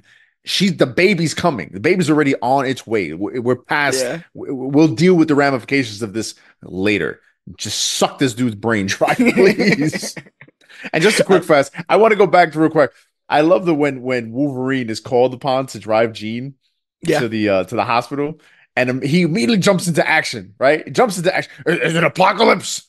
Yeah. And she's like, no, the baby's coming. And like, that's more frightening. Like, a baby. You know? Yeah. I love Jean going through contractions and flipping the car, like ripping parts off the car. And taking control of the car, just be like, yeah, we got to get to this baby. So Wolverine's just like lost in this. Like, I give me something to stab. Friend of the show, Jessica Crawford, says it's really reminiscent of giving birth during COVID. You got to imagine there was some pretty weird procedures and during lockdown, and to fear that you're not going to get the kind of treatment that you want because everyone is terrified that there's an airborne disease going out there. Like, I couldn't put myself in Scott's mind in that moment as he's hoping that his child is not only born, but born healthy and born by doctors who actually want to treat him, kind of stuff. With the humans in danger because of the FOH crossfire, Magneto and Storm built an electronic cage for their opponents. One of the members of the Friends of Humanity is a man called Executioner. And I believe that he is he the star of the infamous Executioner song? Am I connecting the right dots there? Nope. He's not the star of that? Nope. Is it? I thought I figured it out. His outfit's ridiculous, but I love it. As a hate-monger's outfit, I love it. He should look ridiculous. He should look like a Klansman. Basically, he looks like a Klansman. He's really just like, much like in the comics when he first shows up, he's much just this dude who's pretty well trained, can make some weapons, get to hold some tech, and just hates mutants and wants to just neutralize them, take them out. Yeah, and he just wants to execute them. I really, because this was deep diving. This is a deep dive of a villain. This is a villain who's maybe showing up. If he's showing up 10 times in the comics, I would be surprised. But when he does show up, he's there. He's equipped, and he's trying to. This isn't somebody who's just, I want to beat you guys and show you I'm better. He's trying to take out mutants. So I really like that they combined it. Yeah, into this. I was really excited too, because this show was really doing a good job of not just continuing the story, but reminding you that you're in the 90s, and Executioner was a 90s character. He came, I believe he first appeared following the Executioner song. Like he came out maybe like a couple months after the Executioner song. So seeing him here was just like, oh man, like 90s characters. Yes, this is cool. Like they're not just putting in the 90s, but then saying, all right, what cool character from 2000s, 2005, 2010 can we pull and put him back into the 90s or something like that? No, we're going to use 90s characters. So seeing him show up in this, I was very excited. And I like that he was not just a villain that they could just smack around. Like he puts up a fight. And he's talking crap the whole time he's doing it. I love the fact that when he's beating up on Cyclops, he's like, we just hate hearing you guys complain and sniveling and all this stuff. And I'm thinking, how hypocritical is this complaint right now? Those are things you see on Facebook posts. Those are things you see in YouTube comments. You know, all you guys people, people do is complain. We have no problem with you being gay. We don't want to know about it. We don't want to see you putting it out there like this. It's so blatant there. I was gonna say also, David Hemblin was the original voice for Magneto in the animated series. He passed away in 2007. Very sad. So Executioner uses a power neutralizer to shoot at Magneto, but Storm, seeing the blast, jumps in front of it, taking the full blast. And again, like there's several moments in this where I'm like, go off, kill them all, I don't care. And this is one of those moments. Even before, again, a beautiful show of the way that people can use their powers together. I love that, Storm, Magneto brings down these lightning rods, boom, boom, boom, boom, boom, and just sets up, okay, Storm, you know what to do now. You bring the lightning, I'll bring the electricity, and we're going to make a force field. Like, I love seeing the synergy. Yeah. And then seeing her take a bullet for this guy. Because even before then, the speech she gives, where she's yo, take off the power collar on this dude. And they're like, no, he's a criminal. This and that. If you want to survive this, you're going to take the collar off of this guy right now. Yeah. Because he's the only person that can save everybody in this room right now. I can't. She commands that whole situation. Yes. And not only does she command it, she commands it with his respect. Earlier in the episode, he calls her a goddess. That's or the closest thing to come to a god. There's I believe that there's definitely mutual respect in that situation. And two Omega level mutants just like looking at each other and like, I got you, you got You me. a 10, yeah. There's a bunch You're of a 10s 10, no, I'm 11. yeah, that. But yeah, man, and then like Magneto looking at her and then looking at the guy who shot him, I'm like, oh, it's a wrap. And he Well, I mean, puts him on the coin. It was painful. It was genuinely painful because we know Yeah. Storm, right? From the moment we're reintroduced to this character in that first scene where she's teaming up with Cyclops way back when they're fighting the Friends of Humanity in that warehouse. The way she pours in, and oh, Storm showed up. The way she takes out the Master Mold, the way even in this, the command of the room, to then see her rolling off of the stage powerless like a newborn kitten, and she's just writhing in pain, and I can't feel the wind. Yeah. Like Magneto sees that and goes, yo, you just paralyzed not just a person who I'm hoping to call my friend and I already respect regardless of that title, but a goddess. You took away her powers, and a fellow mutant that was meant for me. Yeah. Oh hell no. Oh hell! Yeah. Like just like you were saying before, that he's just at that tipping point, right? He's at the tipping point, and this was okay. It's a wrap. I'm done. He throws this dude on that coin. The executioner, he throws him on that coin. He immediately envelops what would you go, the head board members, right? Like Valerie Cooper and a couple of people. And yeah, I put it as those meant to judge him, right? Like that's who he brought up there with him, the guy and those meant to judge him, almost to be like, you're mad at me. This is an example right here of what we're dealing with every day. Right here. You just saw it. You just saw him come through. You saw them come through, destroy the courthouse. You saw, her get shot. And again, like, you got to imagine how triggering this is for him, right?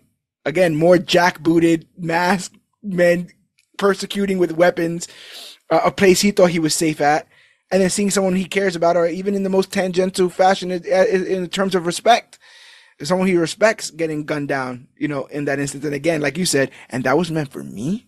Like, you were coming for me, bro? A wrap. He grabs the executioner and the rest of those meant to judge him at his trial and takes him into the sky.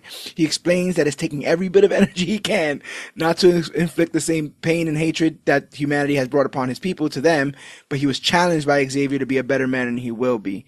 Obviously, that's a real truncated version. He calls them everything from bigots to liars to everything under the sun. He puts his boot right above their heads. Right above that dude's face, right above the executioner's face. Like, I can squash you like an ant. Yeah. Right. Which was he doesn't say that, but the imagery is there. And that reminded me in X2 of when Ian McKellen beautifully says to Pyro, "You are a god among ants." Yeah. Look what this dude has just done. And I love the fact that before he goes off in that beautiful scene where all you see is basically like this much of his face.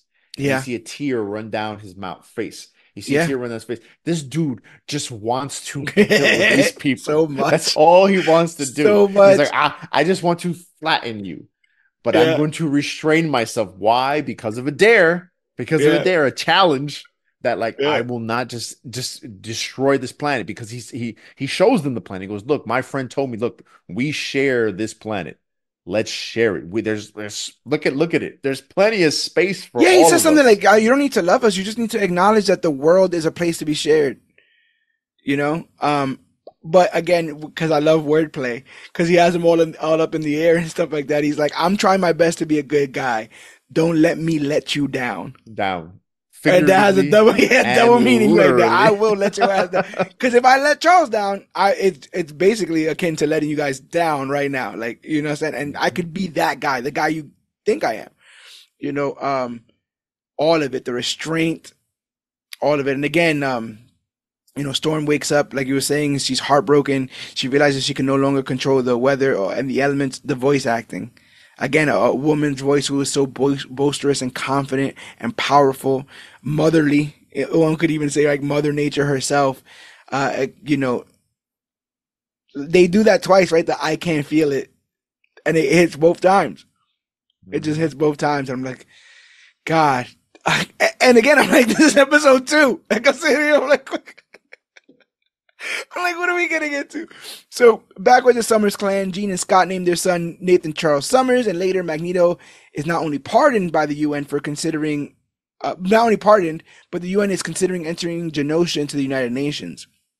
Cyclops warms up to Magneto as leader, but Magnus warns him to stay vigilant. After some experiments, Beast deduces that Storm may never get her powers back as the effects from the gun seem permanent. They do the thing from Breaking Bad, and I think that happens in other shows where like someone's given a death sentence by a doctor, and all of a sudden they can't hear anything else anymore. They just, everything becomes kind of static. That was heartbreaking, you know? And they're heartbreaking because, Beast didn't want to say it.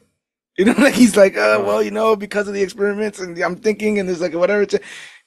Just say it. He's like, I don't think it's coming back. So in the dead of night, Storm leaves the X Mansion, leaving a tearful goodbye letter to Jean.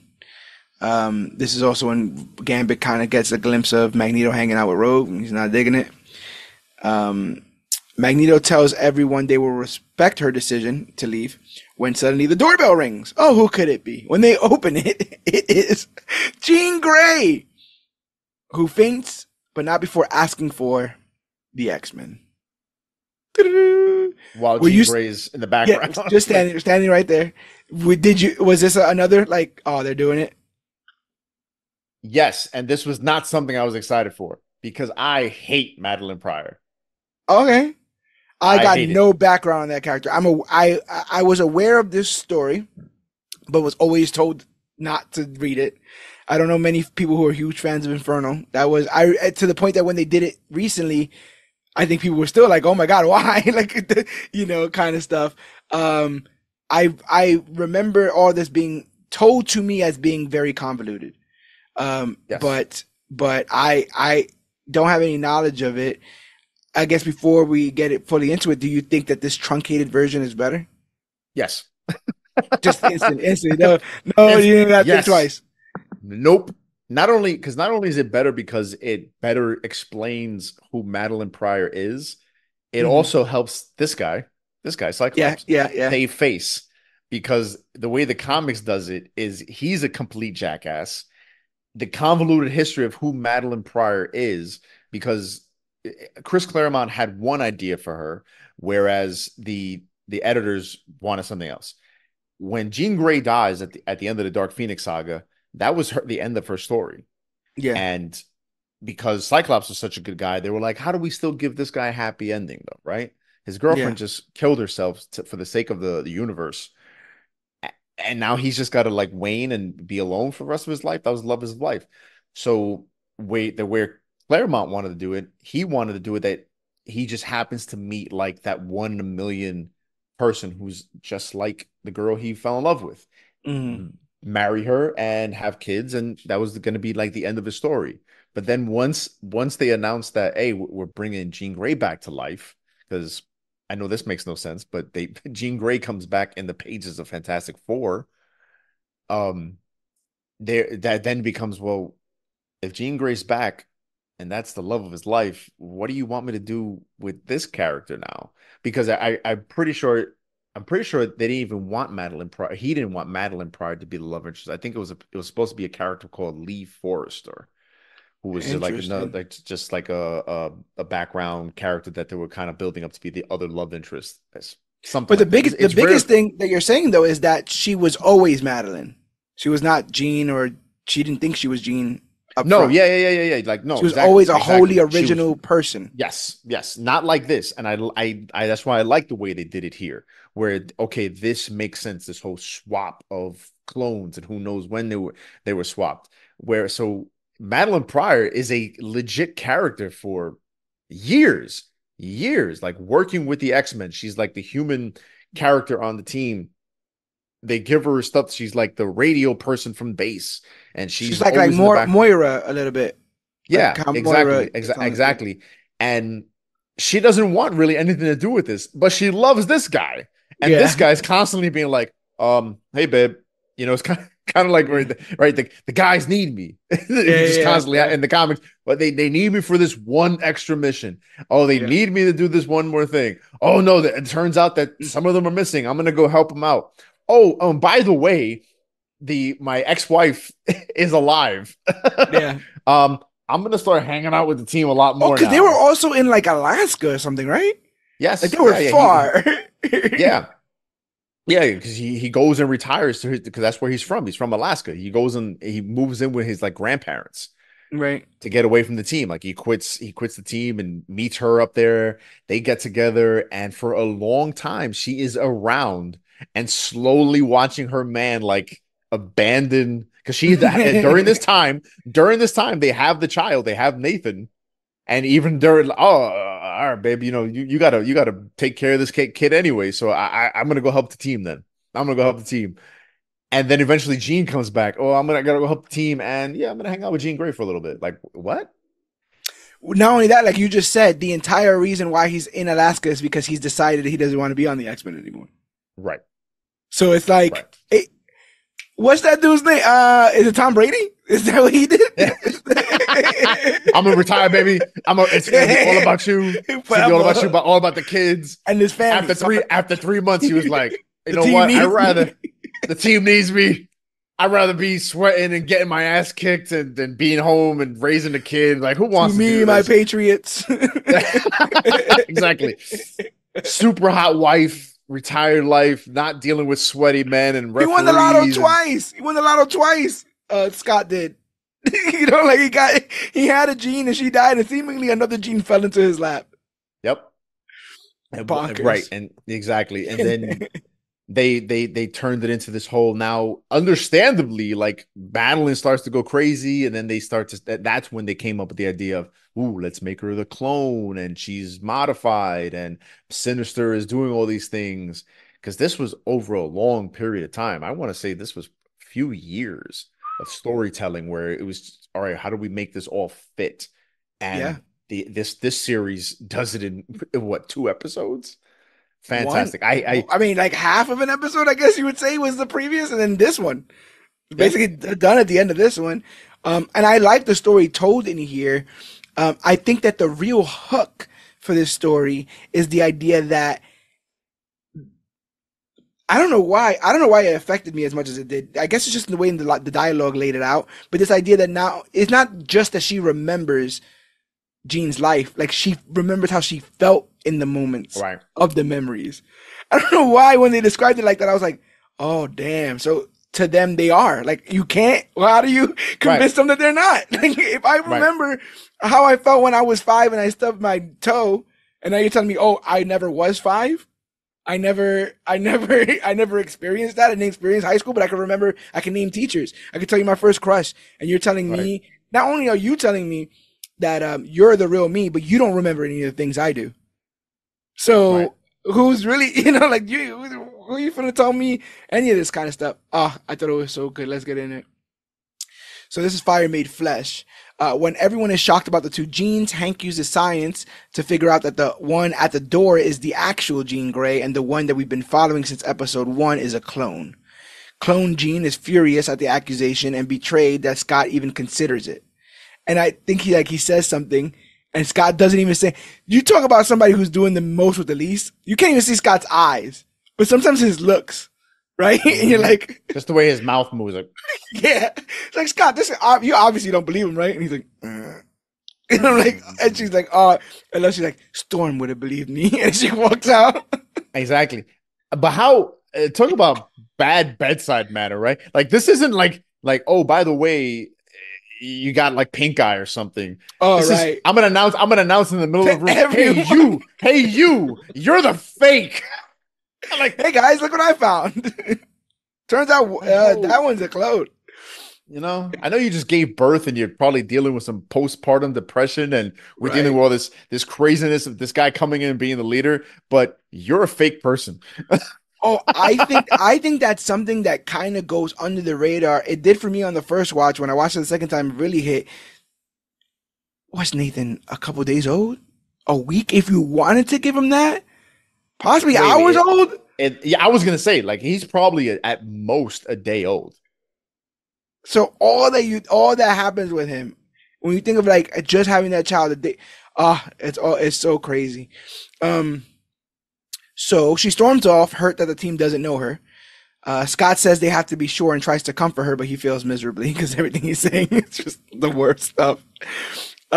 Clone Jean holds her son close, but is haunted by a voice from beyond that speaks through the baby monitor and claims to have answers. Spooky stuff. Really, really like this talking to the monitor stuff. And you immediately recognize that voice. Yep. So does Hank, because after studying the clone's cells, he figures out that she was made by the villainous Mr. Sinister. Mr. Sinister. Nathaniel Essex. Sinister even taunts clone Jean, explaining that he created her for the sole purpose of creating Nathan. He penetrates her mind with thoughts of what it took to create her, and then uses his will to control her. And suddenly, the clone Jean snaps and begins to destroy her surroundings.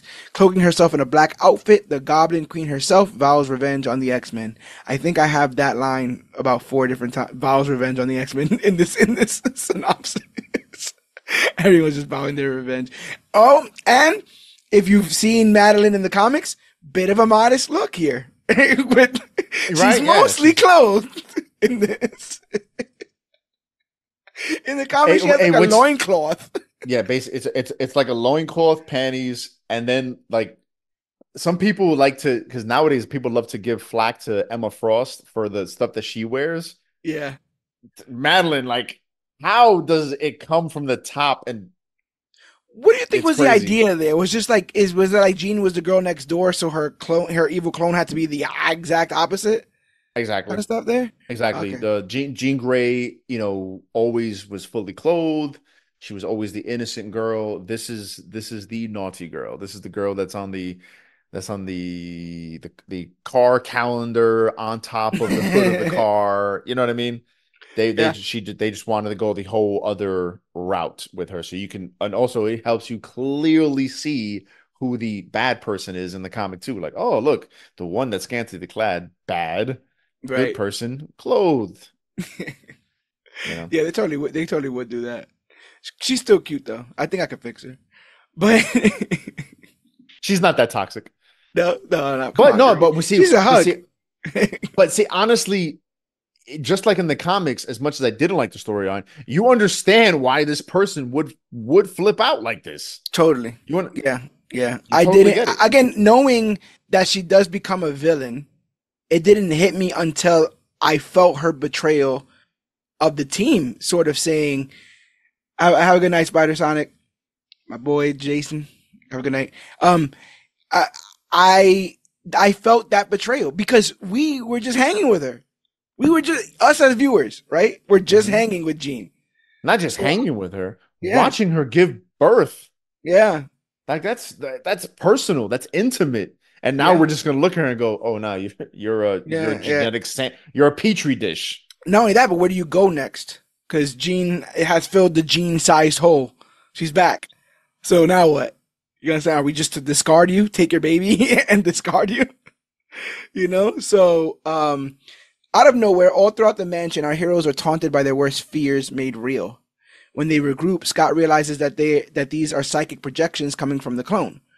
Jean arrives and saves the day, but the Goblin Queen arrives and makes her new name known by threatening anyone who follows her and Nathan with more psychic nightmares. She leaves and takes Nathan with her. Luckily for our team, but unfortunately for him, Morph has had some prior dealings with Sinister and leads the Magneto-led X-Men team to where the mad geneticist is. And those prior dealings were shown in the original animated series, when Morph was thought to be dead and he was cloned by Sinister and then used for nefarious reasons. I felt like there was a bit of almost like not survivor's guilt, but like he's a victim of abuse, and like all this came back to him, seeing his abuser and dealing with his abuser and stuff. Like that harrowing stuff right there. And then again, like I'm watching this series. Again, there's imagery on there. I'm like, oh, this is a little bit scary. This is kind of pushing the thing. I don't know why, but him putting Nathan in that goo freaked me out. Freaked me the hell out. Like we already experiment. Like he just got the baby. He's like, all right, know what to do with it. Plunk. So he's already experimenting on Nathan while the Goblin Queen guards the metaphorical door. Her and Magneto engage in an amazing battle. I say amazing because like, yo, the stained glass, he Yeah, shatters all the stained yeah. glass, just rips him to ribbons. I'm like, oh my God. And she, he's doing well himself, but he's outmatched in this situation. I guess she's just more angry. She's more angry, and she's, again, I mean, Magneto's looking at her like a fellow mutant. He's just walking in on this still. So Yeah. he doesn't want to kill her. He's probably even feels her pain. Like, oh, you're in pain like me, right? Right. Your whole life has just been ripped apart. I know what that's like.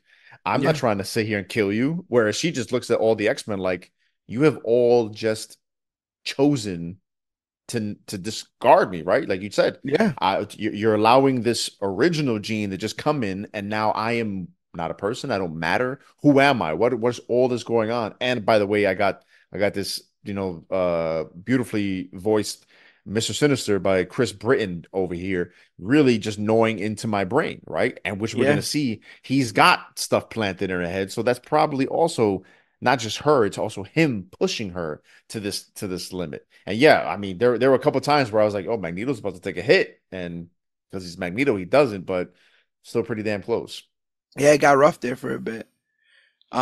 So Cyclops intervenes. I love like he shoots her in the back and he's like, I'm so sorry. Right. My bad. I'm sorry, baby. Jean forces the Goblin Queen into a mind-bending psychic warfare. Through this, they realize that they had the same exact memories, and later, when she's reminded of giving birth to Nathan, she's able to break free from Sinister's control. What I liked about this is not only did they realize they had the same memories, but Jean is incredibly empathetic in this moment. She's more than she probably needs to be, more than Madeline probably deserves in this moment. But Jean really does sympathize with her, sit with her, eye to eye, level to level, and gets it. There's so often times where they're like, I don't understand why this guy's flipping mad, Mojo Jojo. I don't get why he's gone crazy. It's like, no, there's a real reason. You don't know, but there's follow the breadcrumb trail. But in this instance, she sympathizes with her. It's almost the thing that Beast says earlier about Charles giving Magneto the seat, right? This idea that the quickest way to get rid of an enemy is to turn him into a friend. Mm-hmm. Yeah. Right. So in this moment, she's doing something similar. She almost disarms her with love, with understanding, and quite frankly, kindness. You can, and that's kind of the message of the X-Men in general, combating all their hate with just being transparently good. No hidden motives, no hidden agendas and stuff. This really spoke to me because I've never been a real big X-Men the Animated Series Jean fan. Maybe it was the hairdo, but like that character never spoke to me. She was constantly fainting and stuff, and Jean and all that. She was oddly, while being an Omega level mutant, a damsel in distress. Strangely, at moments on that show. Well, I mean, she had to be. She had to be because she's she could play a plot device. There are a lot of things in the original show that you're like, man, if Jean were here, right, this would be really easy to solve. And it's like, well, how do we get rid of Jean? How do we get her off the table? Oh, she does something, it was too much for her, and she passes out. Right. We call that getting Professor X in the movies. Yeah, right. In almost every single movie, they find a way to pass him out, knock him out, take his powers, mind control him. He's always got to be off the table because if he's on the table, he got it. He's gonna take it over. Unless he's on the Egyptian table, because when he's on the Egyptian table, he loses his hair for some reason. I don't know what's going on. There's nothing wrong with that. Oh yeah. All right, listen. I'm nothing against not having hair, but I always thought it was strange that he lost his hair in energy transference in the film for some strange reason. I thought it was a choice. Like, own it, bro. Own it. I own it. But anyway, yep. So even though they managed to save him, Nathan is exposed to the techno-organic virus that will plague the character forever. Beast tells them that there is no cure, but hoping there's a cure in the future. The question is poised as to whether they should allow Bishop to take young Nathan to his time. Cyclops outright refuses. Beautiful, again, voice acting of like, I will not be like my father, right? Like, I will not leave this child behind. I'm like, Damn, Scott, you've never been that vocal about like it's always like, we gotta weigh the pros and the cons kind of thing. It's like, nah, this Yeah. one, this one I got emotional stakes on. This one we ain't doing. I'm not doing it. And eventually he realizes that it's what must be done, but he never verbally agrees to it. No. The most he says is, I'm not gonna be here for this. And he Right. walks away. It's Really, it's really rough. It's rough. I mean, who again, what? your Hours? newborn son? Hours? Hours? Let's say even if it was days, what, 2 or 3 days? That's rough. Yeah. That's rough. I hate not seeing my kids for a day. And now you're about to send your son to a future where you're probably Who not going to knows? see him again. You're Yeah, probably who not going knows to what's see gonna him happen? again, and who knows he's even going to survive this, you know? So at the very least you want to be with your kid through his existence. And now you're okay, I hope he survives. Goodbye. It's really showing that pressure of having to make those decisions. You know, it's really showing how it weighs on Scott. He's terrified of making the wrong one, and I don't blame him because again, lives are on the line, and in this particular instance, the life of someone he loves. Not to mention he's already dealing with the backlash of, quite frankly, realizing everything else about Madeline Pryor and Jean No, and and stuff. Like, think about how much stuff has happened in like a week. yeah, You find out Master Mole is still out there. You thank God to take him out. Now Magneto's the leader of the X-Men. Your wife is a clone, and now your son is sick, and you got to send him into the future. right. Yeah, and I have not seen this dude take one shot. Not one No, shot. no. If this was me, He's doing woo. the. I'm saying he's doing all this sober, bro. I don't know. You know what I'm I don't know. saying? Man, you I know would have what? been. It would have been me and Wolverine. Y'all, I need another beer, man. I Yeah, need another yo, beer. 100%. Let's go. Um, he doesn't give his approval, but he walks away knowing Clone Jean will do what, and I keep calling her this because she hasn't named herself yet. Will do what needs to be done, and she does. Um, in possibly one of the most heartbreaking scenes in this series, you get her giving her like tearful goodbye to young Nathan, and telepathically giving him a message about how he wasn't given up because he wasn't loved. Is quite the opposite. He was loved so much that they were willing to do anything to make sure that he survived. Um, they they keep all the ambient noise in, like you hear crickets, like you feel like you're in this room, like you're outside, and you're watching Right. this mother give up her child. It's completely heartbreaking and done expertly well. Like I said, across the board, the shots are cinematic. Where you're just seeing like the silhouettes, the fireflies, and stuff like that, and then Bishop comes through. It's bonkers stuff. Really, really good. Um, Clone Jean and regular Jean have a heart to heart, and the clone redubs herself as Madeline Pryor, pledging to start a new life now that Jean has hers back. In a bar, Storm is approached by a man named Forge who says he can give her what she's lost. Was that another bell? Oh yeah, yeah. This is immediately when I seen this was just like life death is just one of those essential stories that if you're an X-Men fan you have to read, where um Storm has lost her powers. This is where all of it comes out, much like in the series that he is indirectly, or I think in the comic is actually more directly Responsible for the tech. involved responsible for the tech that makes her lose her powers. Okay. And it's heart-wrenching because it's like she's in love with this man who is responsible for her losing her powers and the powers that define her. Like it's such a part of her, and it's so beautifully done. It's so beautifully done, this story. So, and I really like the way they adapted it. So this is really, really well done. A bet, again, getting away from the characters that had all the attention in the original series, and now you see how much attention they gave to Cyclops.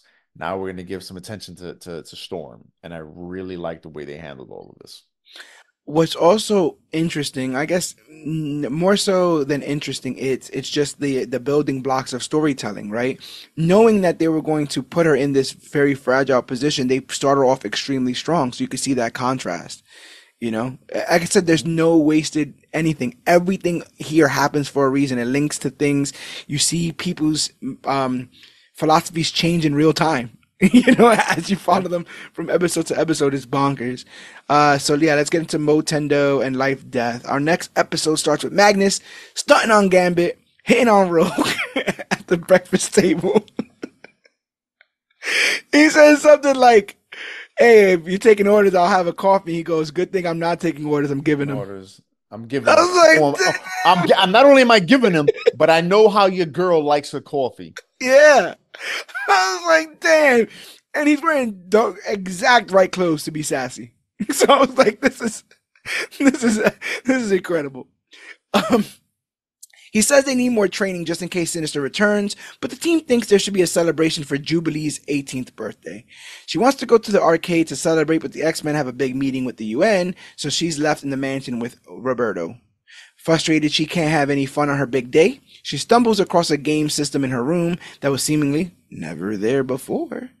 Branded as Motendo, the game grows technology tendrils and they latch onto our heroes, submerging their subconscious into the game itself. Suddenly, they are in a fight with Sentinels, a Sentinel who is on their heels, and Roberto won't use his powers in fears of being outed, even when confronted by a horde of armed FOH members. They pick up a nearby phone and are transported to an older version of Genosha that is reminiscent of the X-Men side-scroller from back in the day. They see a mysterious woman outside the gate, but she disappears quickly.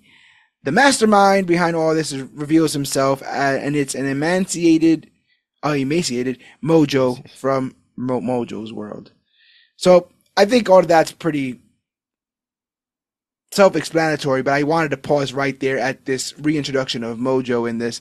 I've always liked this character. I just feel like he represents everything worse about the 90s and about consumerism and about television and ratings. Like, we're talking about an era where you can turn on the TV at 1 o'clock in the afternoon and see my midget stripper wife is married to my horse on Jerry Springer or whatever the hell. Like, that would just be on for ratings. Yep. And then they'd punch the horse. And then you just wait for the next episode. Like, this is the most exploitive, I feel like, era. Maybe when it comes to the height of like reality television, but like this, screams to me that. And this idea that he's quote unquote starved for ratings, so he's all skinny and stuff, made me laugh as well. Like, I fear a world that can tackle a live action Mojo, like a real, just disgusting, nightmare fueled, Clockwork Orange, eyes opened up, being. How do you feel about the character of Mojo and his reintroduction here? I'm happy he only got half an episode. I don't think he can do much, like, more than that. No, so this is probably my least favorite episode of the entire series. Not saying that it's a bad episode, but there's a reason why this story only gets half of an episode, because they know, like, this doesn't. It's not a deep story. It's very in your face. This is what it is. It's kind of hard to hide what it's trying to tell you. And I felt like its main purpose was really just to give people a chance to learn a little bit more about Jubilee. And here's this Sunspot person, because most people, even pretty hardcore X-Men fans, don't know much about Roberto da Costa. They don't. Sunspot was a New Mutant. And when he was a New Mutant, he was not really highlighted well in the team, in my opinion. Okay. And then when they transitioned to X-Force, the way they made him really interesting was to turn him into a villain for a little while. He was Rainfire for a little while. So the idea that we're going to use Sunspot as like the new kid on the block's eyes.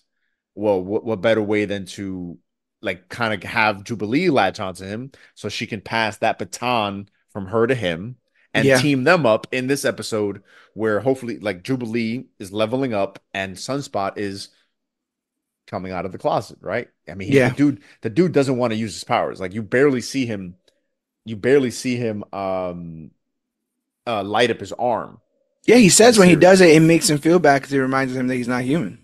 Right, which is oddly Self-hating. reminiscent. It's a self-hating, and this is the kind of way people describe other things about themselves. Oh, I didn't want to embrace that part of myself because they say it's bad. They say it's evil, right? This is his whole life, his whole culture, his growing up is, oh, if Bro, I it goes use all the this way back power.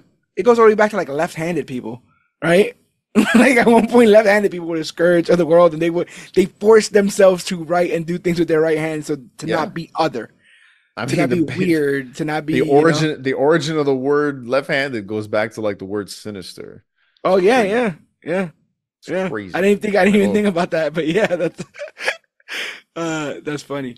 So yeah, like you said, it's pretty much cut and dry. Like I said, the interdimensional alien TV producer who feeds on ratings has been starved as ratings are down across the board. Mojo has pivoted to video games, and unfortunately for Jubilee and Roberto, they are the stars of this one, and it's being broadcast across the galaxy. What's even worse is the game is based on their memories, and if they refuse to play or they die, then they will stay dead. Mojo dangles the idea of being an immortal star of a video game in front of Jubilee, but she doesn't bite. They are transported again and do battle with Sentinels and the dinosaurs in the Savage Lands, because they're basically running through the X-Men's greatest hits and people are eating it up. Mojo even lets his stomach out a bit and then has a little fun with that. Jubilee seems frustrated with all the changes that have been made since Xavier passed away and seems at home in these video game memories. She manages to save Roberto from a video game Magneto, and I love it because she learned his attack pattern. Like I just gotta wait. It's a tried and true method. But she's eventually confronted with that mysterious woman again. She reveals herself to be a much older digital copy of Jubilee who was created to test the game, and she is the last copy left. Since then, she's been helping Mojo's captives escape the game. She warns Jubilee that there is no future when you're stuck in the past and that she can't stay in the video game forever. Together, they use their powers to vanquish Mojo, who vows revenge on the X-Men. Once they are out of the game, Jubilee kisses Roberto, showing how close they have become.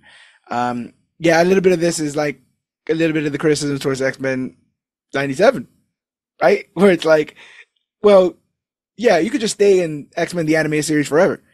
If you don't want this to change, if you don't want this, if you think this is too much, whatever, you can stay there forever, but nothing's ever going to change. And doesn't, you can't just hold on to your past forever because it's what makes you comfortable. It's because what you're comfortable with.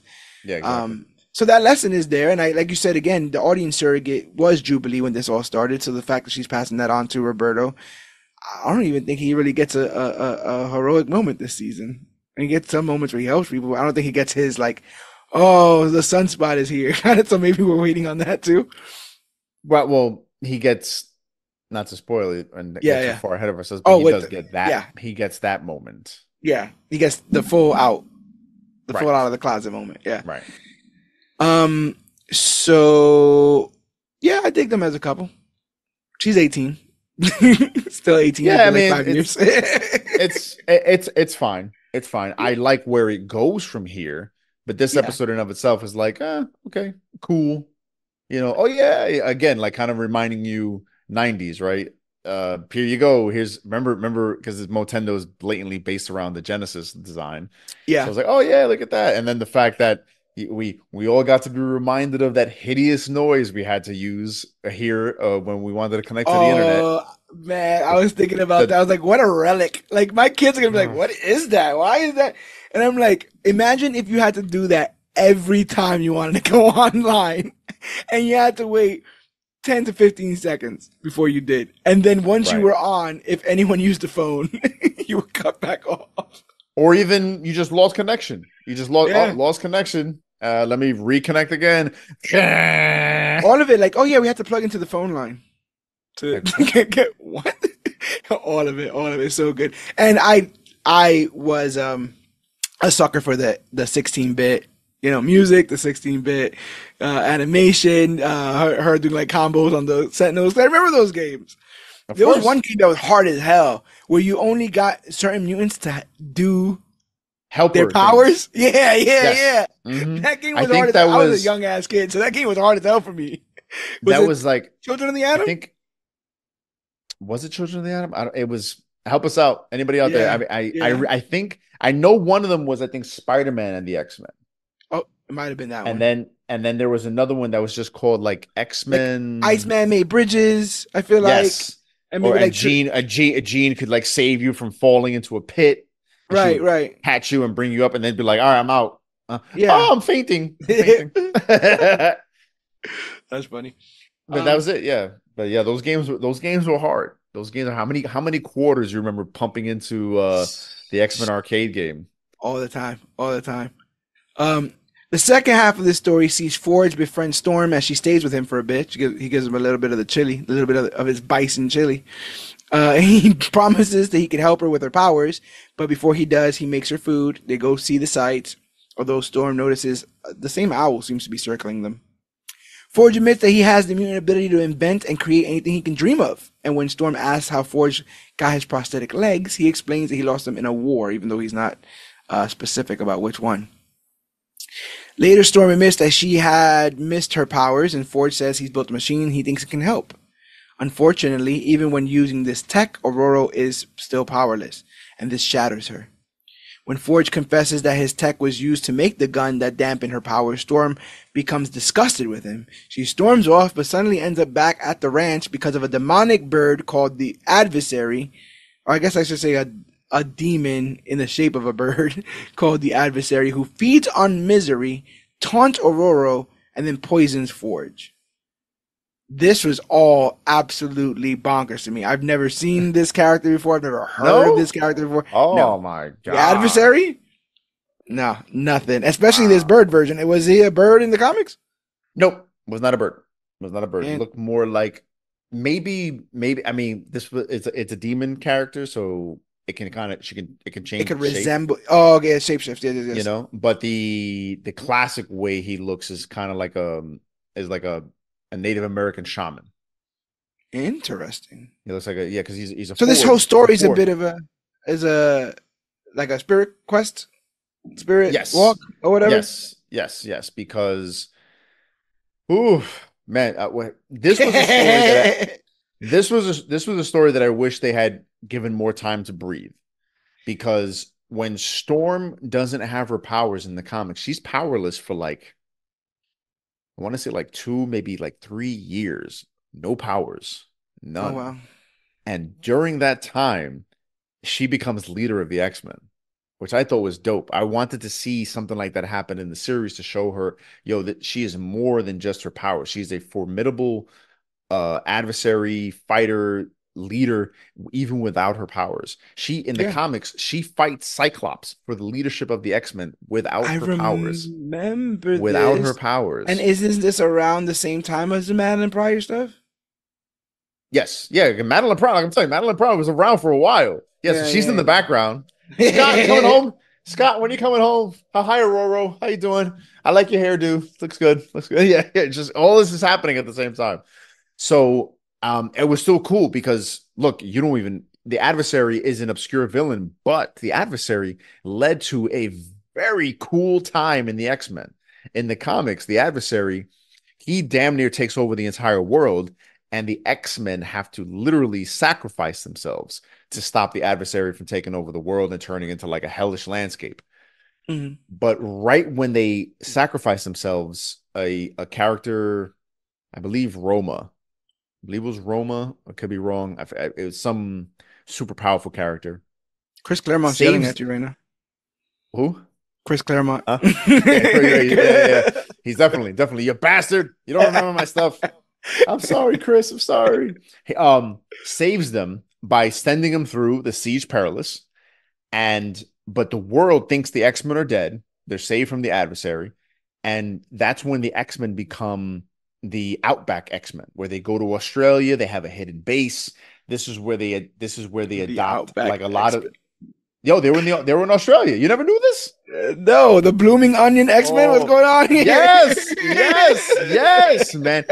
You ever heard of the character Gateway? No. Or Gateway? Like Gateway's like Mosaic. Is that like not that Mosaic? Character? Manifold. You ever heard? Manifold? Yes, I know, right? Manifold. I know Manifold. Manifold is like Gateway's grandson, or somehow related to him. Where Gateway can teleport. He can make gateways and teleport, and they meet him in Australia, and he's the person that gets them around. so they can go on missions, but they go on secret. All their missions are super secret. Only because like the X-Men that they think are dead are like Colossus, Nightcrawler, Shadowcat, and Colossus. Not Colossus.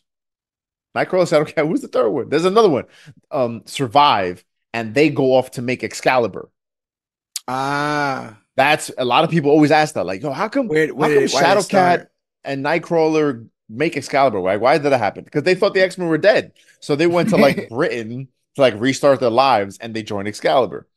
But like Dazzler, Wolverine, I want to say Havoc, Psylocke, all these characters are thought to be dead, and they go to Australia, and they just, you know what? This is a great time for us to lay low, recoup ourselves, figure out what's going on, chill out. We'll still do secret missions. We'll do our thing here, and yeah, and that's where you get a lot of like the classic costumes. I believe that right around the same time as when they introduced the brown and tan Wolverine costume, that's when they really started playing games with like rogues costumes, and Colossus gets a really cool new costume during this time. This was a really fun explorative time for the X-Men because it's like a reset button. It broke the status quo, like you were just saying. But it breaks the status quo, but it's a reset button. You get all these cool new stories, and everybody starts to really be like reflective of who they are. Like, okay, I was supposed to be dead, so what am I doing now? Is you get a lot of very, very good stories at this time that go until most of those stories go until the Jim Lee era. So it's a very, very cool time. I highly recommend reading those stories. Yeah, I mean, I've heard of Life Death before. I've heard of this story of Storm before. Were you a big Forge fan? Oh, I love Forge. Yeah, because conceptually, the idea that like, yo, this dude can just think of something and then his brain tells him how to make it. And I even love how Storm throws it back at him when he's like, "Oh, I have this power, lets me do this," and she's like, "You mean you're a genius?" Yeah. Because think about it, that's how geniuses are, right? Like, I mean, who didn't see Oppenheimer recently, right? Where this dude Oppenheimer can look at a chalkboard and I'm going to from all this theoretical nonsense, I'm going to make the atomic bomb. It's crazy. It's crazy. I always think about Manhattan and the watchmaking, right? Like being able to take it completely apart to the cellular level, realize how it ticks, and then build it all back together. Like he has that innate ability. Right. And that's Forge. Forge sees something and just goes, okay, I'm going to build that. You know, it's an amazing talent. I was always fascinated with it because some people, but it also betrays him because in the comics, Storm throws it in his face. She's like, you have this amazing power, but the only thing you can do with this is make weapons. Yeah. And I was like, ooh, like you have the ability to create, but you turn around and turn that ability to create into destroying. I was quite it's not like she found blueprints for this weapon and he's like, let me explain. He like offers the information up that he was behind some of this tech, which I was like, maybe we should have held that back a little. Well, I think that's showing how much he loves her. Like he's been falling in love with this woman, and he's like, I don't want you to just find this out. I'm just gonna tell you because it's gonna come out probably eventually. It's gonna somehow find its way to you. So I'd rather be the person that tells you, and then tells you how crazy I am about you because I'm falling in love with you. And so you just know I'm just putting it all out there. It's pretty powerful. It's pretty powerful. I dug it. Look at the X-Men teaching us how to love. How to love. I love when he's telling her all this stuff, how many Easter eggs are in the background. Like you see him because in the original series, he's on the X Factor team, which in the comics, he doesn't join the X Factor team until way later. But at that time when the series was coming out and the comic was coming out, Forge was on the team. So I think they just put him on there. And I feel like this series kind of regrets they had done that. Yeah. Because then it makes you have to go, well, why doesn't Charles Xavier know him? And because then if in one of the pictures in the background you see he's got his arm around a certain future villain, hint, Strife. Mm-mm. Who? The future villain in this series that shows up later. Okay, okay, okay.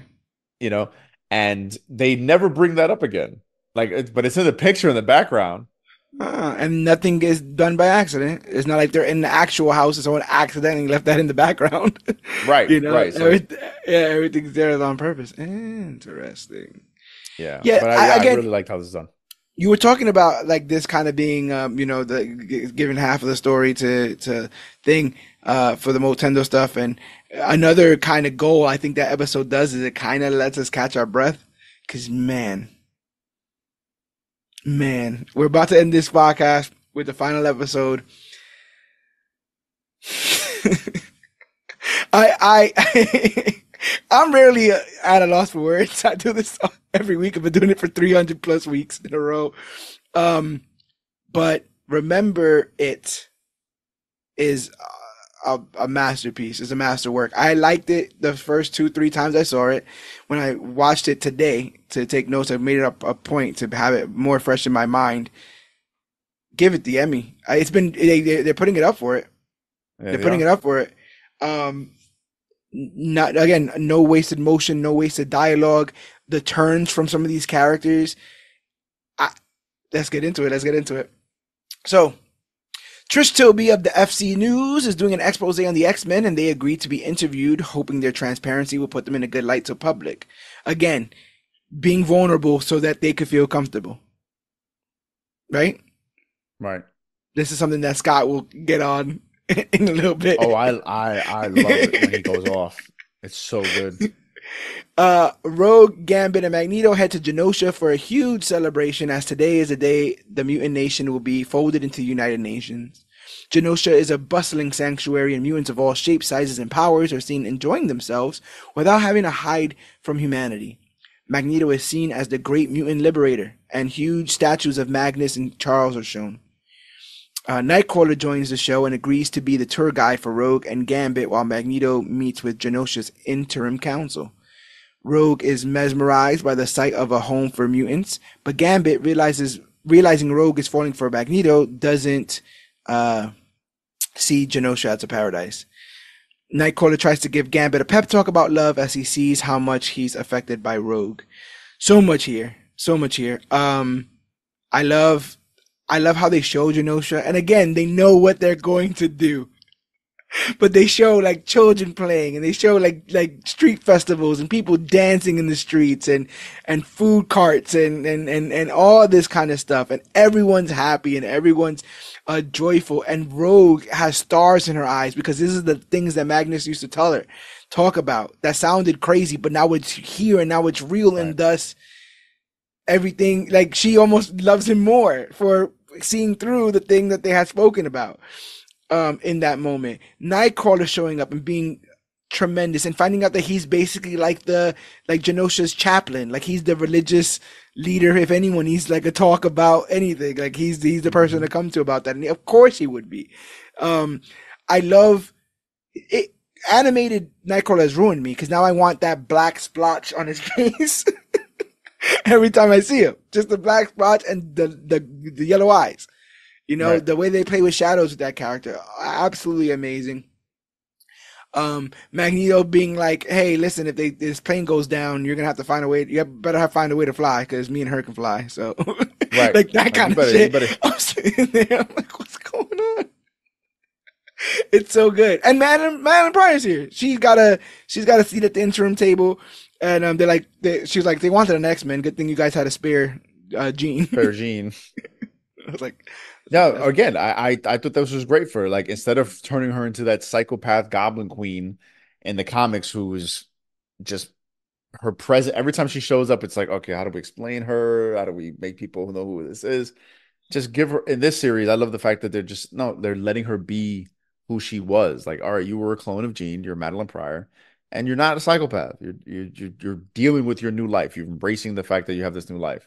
But besides that, seeing Genosha was great, because in the comics, Genosha was a huge plot point in the 90s up until Grant Morrison, who he definitely inspired this episode. definitely. And so I loved all the cameos. I love seeing Glob. I love seeing Pixie. Pixie's one of my favorite characters. I love her. Seeing those two Seeing are cool. her. Glob is unmistakable. Like you see Yeah, that, you can't. Yeah, you know you exactly who can't that hide is. that. But think about this. They purposely use a lot of mutants who can't hide who they are. Leech is Yeah. there, Callisto's there. So in this, it's broad daylight, and everybody's playing in the streets, having concerts in the streets. But a person with wings, a person with crazy colored hair, a person with antlers, Yeah. a glob who's a transparent skeleton with a blob around him. They're all hanging out in the street. Morlocks, Leech, they're all in the street where they could never be out in the sun. Whereas in America, they couldn't be out in the sun. They lived on the ground. They would have to stay in their homes. Here, they're partying, right? And much like the song we're gonna hear, right? Living in a happy nation, living in a happy nation. It's there, and it makes everybody quite happy. The only person who's jaded by it, Gambit.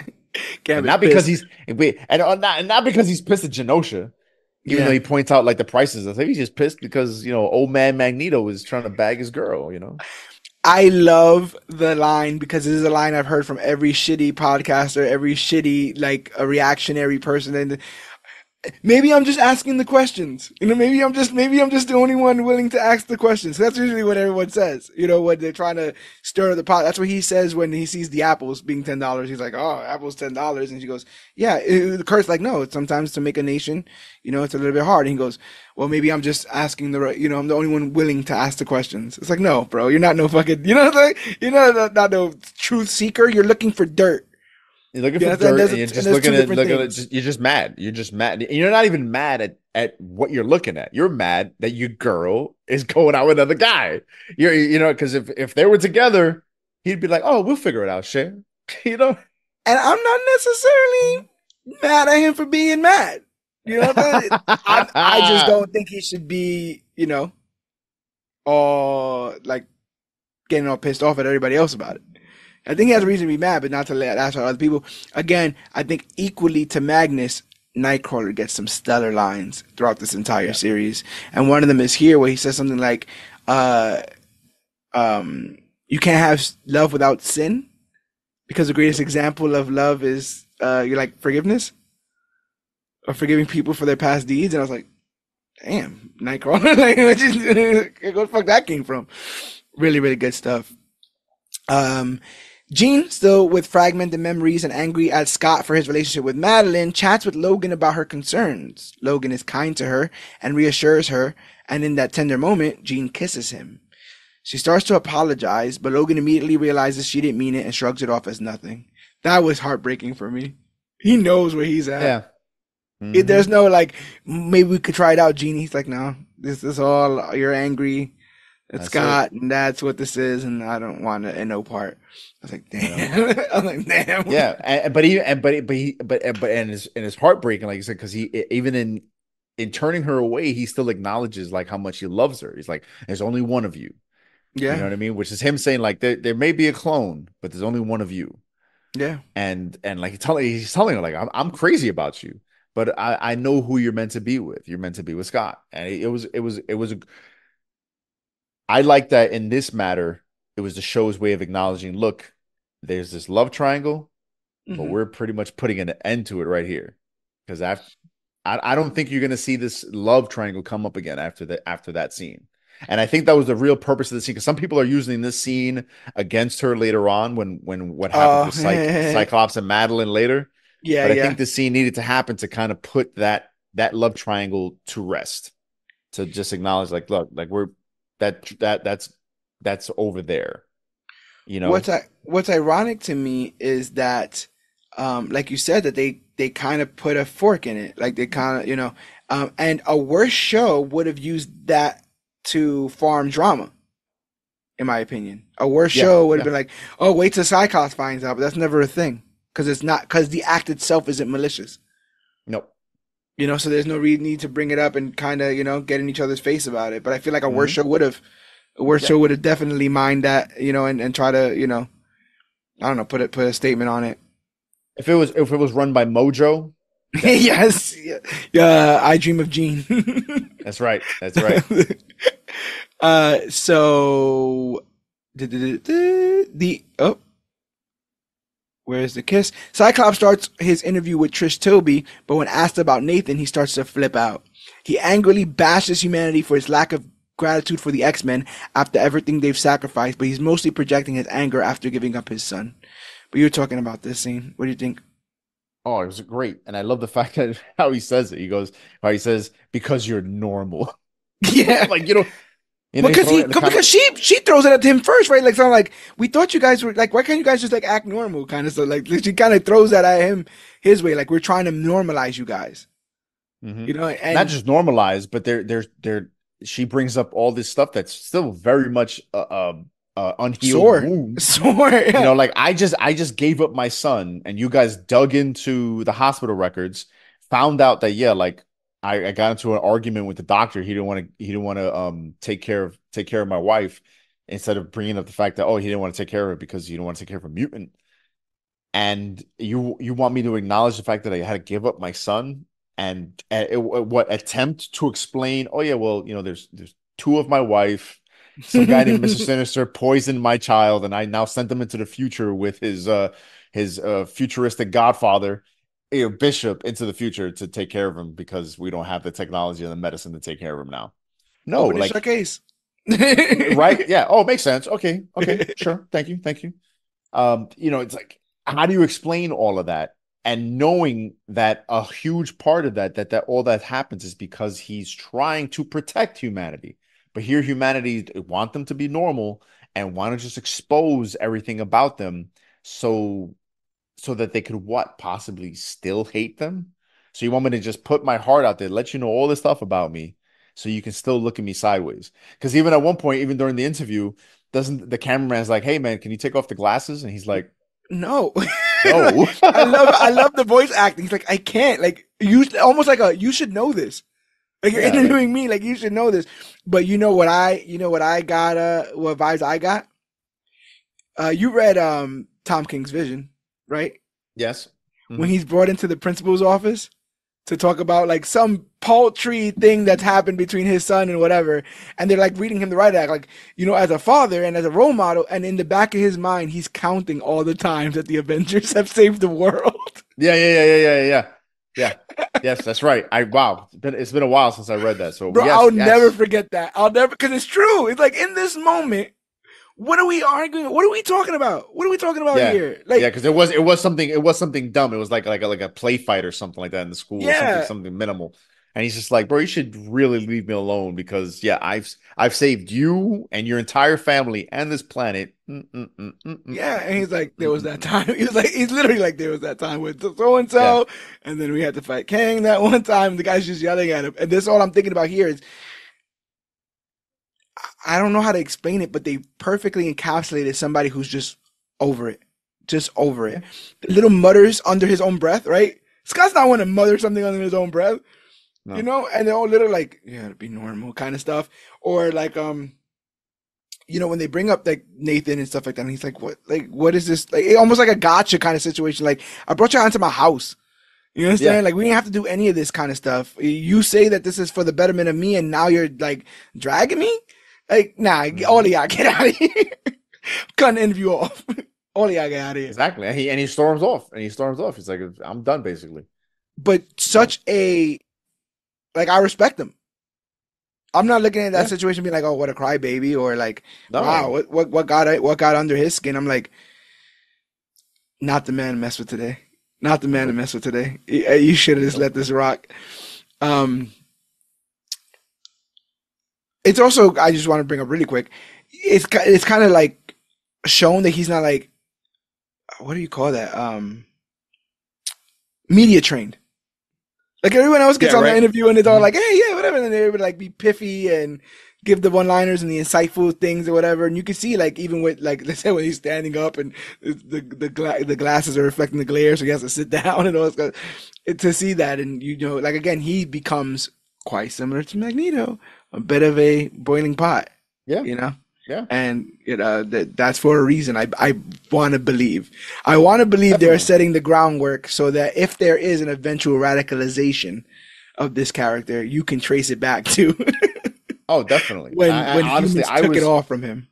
I was kind of waiting for it, or at least a scene where he would go to Magneto and say, "Hey, man, I kind of get why you're so pissed now." Yeah. Because again, it's just stacking on Scott. Like he's just had to deal with a lot, and it's been like maybe 2 weeks now. And again, the audacity, like you're just saying, the audacity. I just gave up my son so that your son could possibly live, grow up, join the Friends of Humanity, and then try to kill my family. Right. That's the world we live in. And I'm supposed to grin and bear it. Because if I act, and this is a real parallel to real life, because if I act aggressively, you'll say, you see, they're all aggressive. I told you they were aggressive. I told you that they were subhuman. You poked and poked and poked and prodded until you got the reaction you wanted so that you could use them as an example. Right. You know, it happens all the time. Messed up. Yeah, it does. Definitely. The interim council, Moira, I hope I got all these right because I don't think they name a single person in this. The interim council, Moira, Calypso, Banshee, Sam Shaw, Emma Frost, and Madeline. I'm Magneto, sorry, you said Calypso? Is it not Calypso? No, is Calypso not the name I'm thinking of? The Morlock? No, Callisto. Callisto. She was there. She was in that room. Yeah, because then also later on she's on a gurney. I think she died. Yes. No. She's definitely dead. She's definitely dead. I'm Banshee's also. Isn't Banshee in there? Yeah. Moira, Callisto, Banshee, Sam Shaw, Emma Frost, Madeline. Sebastian Shaw. Yeah. Oh, yeah. Sebastian. Sam Shaw. Yes, I don't remember Callisto being in there. Honestly, I'm a huge fan of Sebastian Shaw, Emma Frost. Yeah. I think every time I was watching those scenes, I was always like, yes. Digging on them. Yes. Oh, yes. And I was very upset that apparently one of them is part of the casualties. And so I'm hoping that changes because one's an immortal, right? not only an immortal, but like the stuff that the Sentinels are throwing at him, he should be able to absorb and bounce back. So the fact that he dies, I was like that Darwin moment in First Class. Exactly. So yeah, they asked Magneto to be the official chancellor of Genosha. He ponders it while thinking of Charles, but is eventually convinced to take the job under one condition. He ruled Genosha alongside Rogue. Rogue immediately rejects the proposal, thinking it's a backdoor way for Magneto to get back with her. But he explains that his image is still tarnished. Although he still cares deeply for her, he's asking for her to help lead a nation alongside him and put their emotions aside. I thought that was fine. Jean lets Scott open up about Nathan, and they share a sweet kiss. That's what I wrote down. Suddenly, a booming voice is heard. That was so like...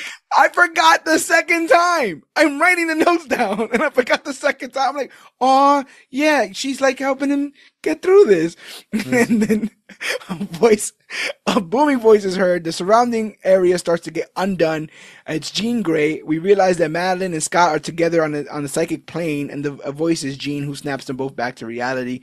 That is a delicious moment, but even more delicious is Emma looking at Madeline, because Madeline snaps back. It's like, ah, and like, is everything okay? And she's like, yeah, I just had like a mental slip. And Emma goes, yeah, a mental slip. I'm like, she knows what's going on. And I also like the fact that Emma's the one that gets to call her out on this because she's the one who did it. Yeah. In the comics, it's a great scene where Emma's psychically trying to seduce Scott by dressing in the Phoenix costume, and then Jean bursts into the room and is just into their mind bedroom. Into their mind bedroom, yes. And it's like, what are you doing with my husband? Yeah, so like again, like that was a little salacious, but Emma chef's kiss, just making it more dirt. What is it? No, messy. Messy is the word the kids use. Yes. You make it even more messy. Angry at his betrayal, Jean goes to leave the mansion and demands Scott be with Pryor if that's what he wants. When asked if he loves her, he says he loves the both of them. The complete wrong answer, even if he's being honest. It's the wrong answer, but it's the honest truth. That's what I said. Like, That's what I said. you know what I mean? Yo, up until what a week or two ago, I thought you were one and the same person. I didn't know she was a clone. It wasn't like you they brought this to me and said I want a clone of my wife and I'm a sire a child with this clone. Yeah. Like you kind of gotta I get it. This whole situation is an emotional landfield, Yeah. minefield, Landmine. minefield. Oh, the minefield. Yeah. Yeah. Minefield, because here you got two people who don't know when they were swapped, so neither Mm-hmm. one knows how long anything was happening. Right? They even mentioned that earlier in the other episode. Which was I the Phoenix? Were you the Phoenix? You know, who knows? Who knows? For all they know, it could have literally just happened at the hospital. Jean could have given birth, and then right, because you got that Yeah. transition The time in the memories are the hospital, same. right? Yeah. You know, I've seen two children, more than two children, been birth. Mom usually goes to sleep for a few hours. Baby's in a whole nother room. Dad is chilling somewhere and could have swapped. So you don't know if they've been swapped for a couple days or a couple years. You don't know. Yeah. And of course, he's like, I'm to me when I see you and Madeline, I see the same person because you were the same person up until 2 weeks ago. So he's being honest. It's real. So the fact that I It's mean, well. What's also like several of the accusations or even things said. I'm like, I don't. I don't know how that's an insult, or I don't know how you want him to respond to that. At one point, she goes, Sinister ripped out a part of me, and you just love it. That shows how much he loves you. That even a part of you, you understand? Even a part of you, he's obsessed with. I don't. I get the idea of infidelity and all that stuff there, but I think it gets a little bit more hazy when the person that he's cheating on you with is you in almost every sense but the name, you know. And on top of all that, they have a child together. They right, just do, regardless of how you feel about it. They do have a child together. absolutely. And come on, like, so um Jean calls him egotistical, and Scott accuses her of just living on memories and not emotion. That was a line where he was like, "Do you love me, or do you just remember that you loved me?" Which is like, that's a line. Like, are you here because you think you have to be because you kind of remember that that's what you do, or are you here because you want to be? And he hits her hard with that. Suddenly, Jean is hit with a random psychic attack. Rogue confesses her past with Magneto to Gambit. She explains that before she joined the X-Men, she was pointed in Magneto's direction and told that he could help her with her powers. She was enraveled with his vision for a future of mutant kind, and they become lovers after Rogue realizes that they could touch one another. She also realizes that Magneto had a dangerous amount of anger inside of him and left before she would see any of his wrath manifest. After she joined the X-Men, they both acted like it never happened so that Rogue's allegiance would never be in question. But now, she's being asked to lead Genosha with him and is going to take the offer for the betterment of mutants everywhere. Remy gives her the cold shoulder, obviously hurt by this new development, even going so far as to say he bets that he will break her heart. He agrees to be her friend and walks away. He's just there throwing cards into the fire as all this is going on. I love that. And I think it's either right before this moment or right after this moment that our favorite voyeur friend makes himself known. Uatu himself, the Watcher, is shown That's right. in the skyline, which is always a sign of a party. It's always a sign that Oh good yeah, things are a good things. party, omen, Good sounds the things. same, right? One and the same. I mean the I thought it was funny because in the original series, one of the first villains they encounter is after the Sentinels is Magneto, Yep. Enter and Magneto. there's a big fight between Rogue, Cyclops, Storm, and Professor X eventually gets involved in it. And so to hear her be like, "Oh yeah, after this romance, we just acted like it didn't happen." I'm like, Good one, writers. Good cover. Good cover. Yeah. Good Good cover. cover. Yeah. They didn't bring it up in the past. We just didn't bring it up. We just, you know, I just act try to like it kill didn't her on happen. multiple occasions. Uh, Meanwhile, the gala is in full swing and everyone is dressed in their finest attire. Rogue makes a big showy statement, not only joining the party but taking Magneto's hand, something that causes Remy to leave. They share an intimate dance that ends in a kiss. That's all. Just again, I got the ick. I get it. I know it. I just don't like it.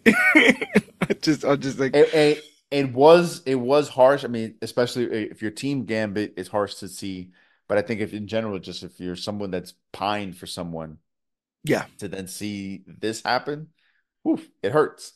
But it was beautiful to see that as soon as the kiss happened, Rogue was like, "Yeah, man, some things are." I forget what did she say? Some things are better than skin deep or something like that, or some things Yeah, just a don't feel touch or right. something. Yeah. I Basically acknowledging that like I don't feel anything for you.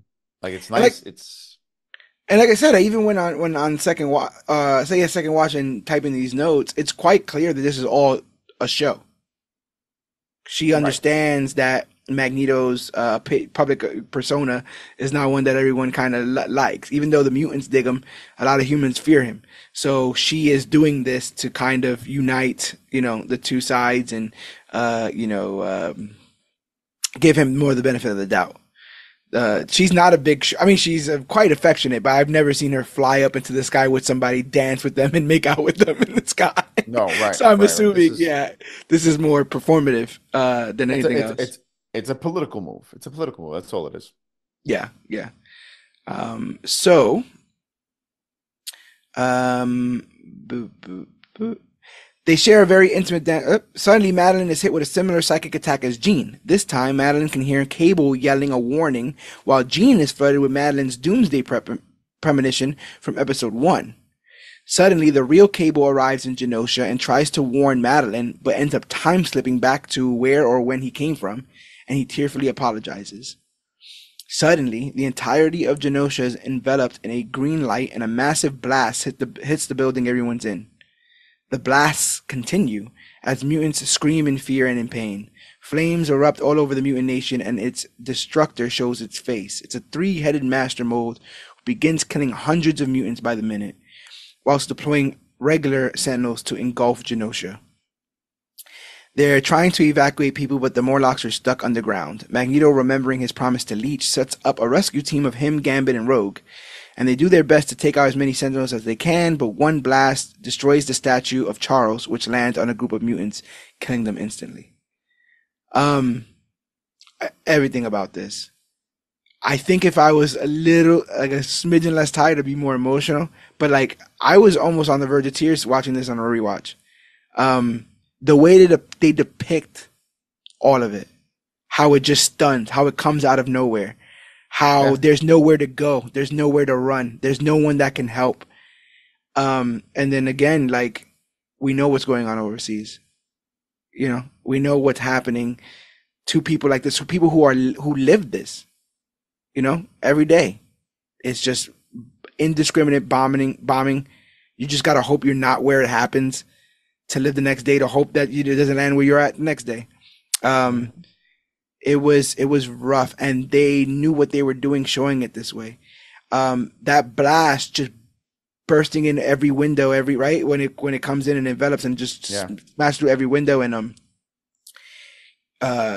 like Storm, I didn't know it's not Storm, it's Rogue who like gets knocked out, and then you see things from her perspective, like her eyes start to refocus and her hearing starts to come back, and all you can see is people running and fire and more explosions. Whatever just happened wasn't a once off. You know what I'm saying? Like, this is now happening. And it was absolutely terrifying. Talk to me about this early Genosha attack.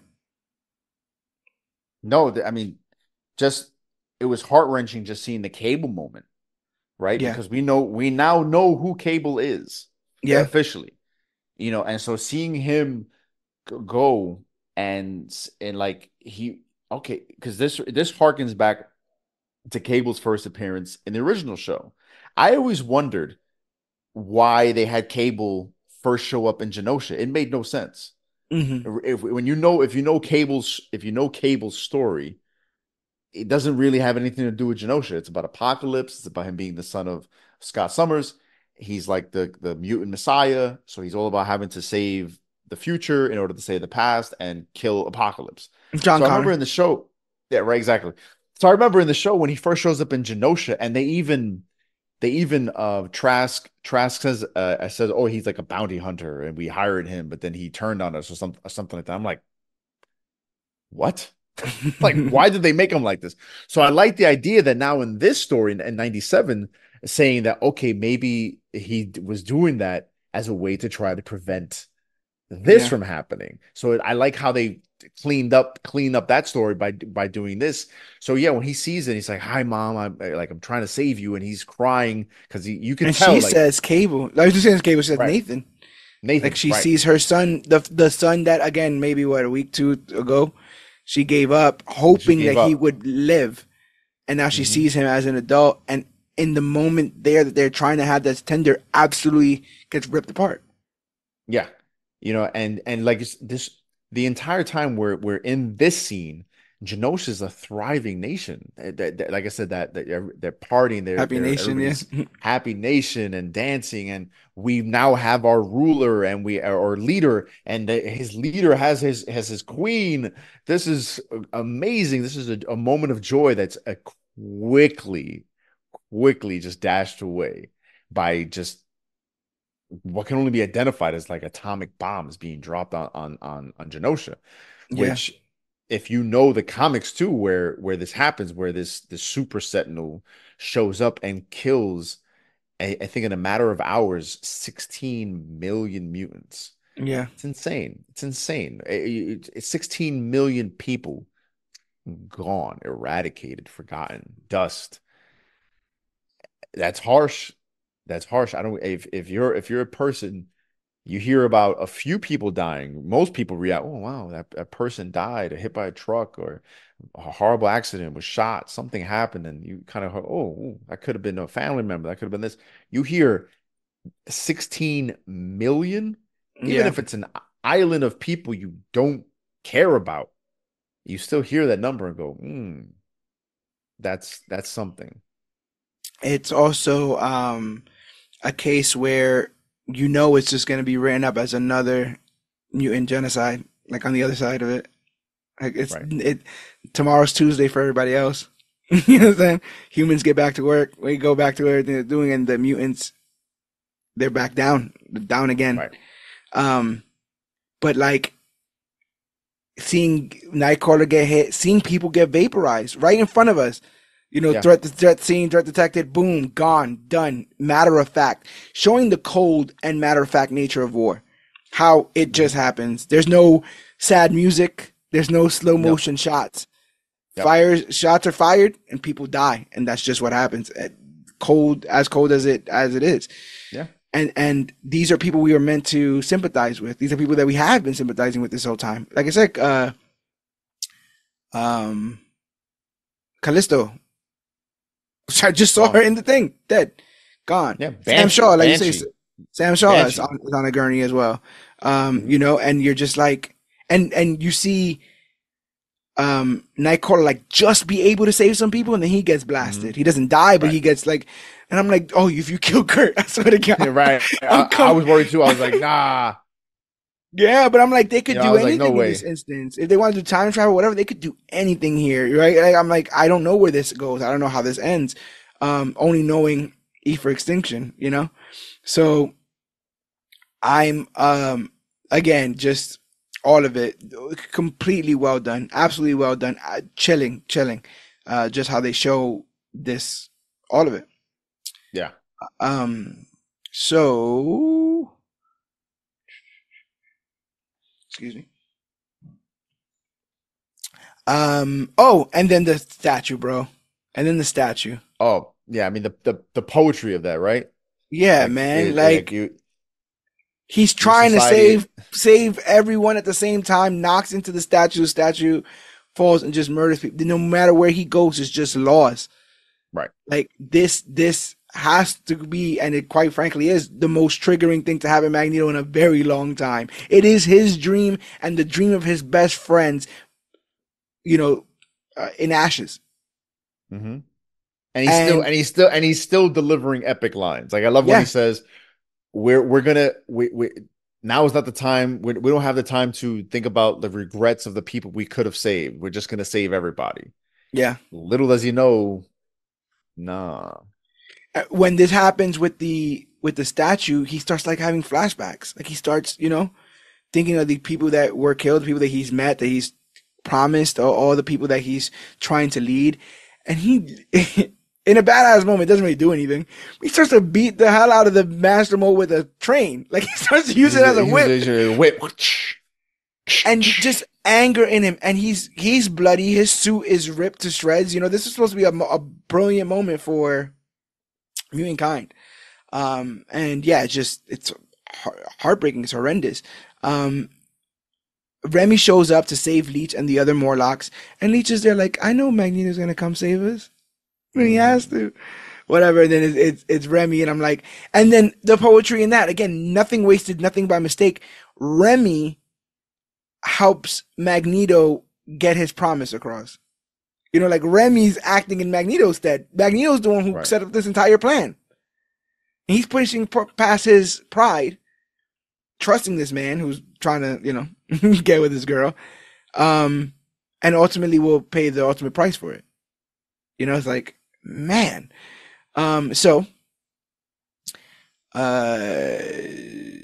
Leech finds and embraces Magneto just as he's being targeted by the Master Mold blast, and Magneto manages to get a shield up, but the blast is too powerful. Before he succumbs to it, he wraps Rogue in metal to ensure she won't die trying to save him, and calms Leech down in his native German tongue before seemingly being incinerated by the blast. Again, like, damn. And he speaks that German. I was like, what are y'all doing to me? Again, I'm like, this is an animated show. It's an animated show. And I mean, like, it's Leech.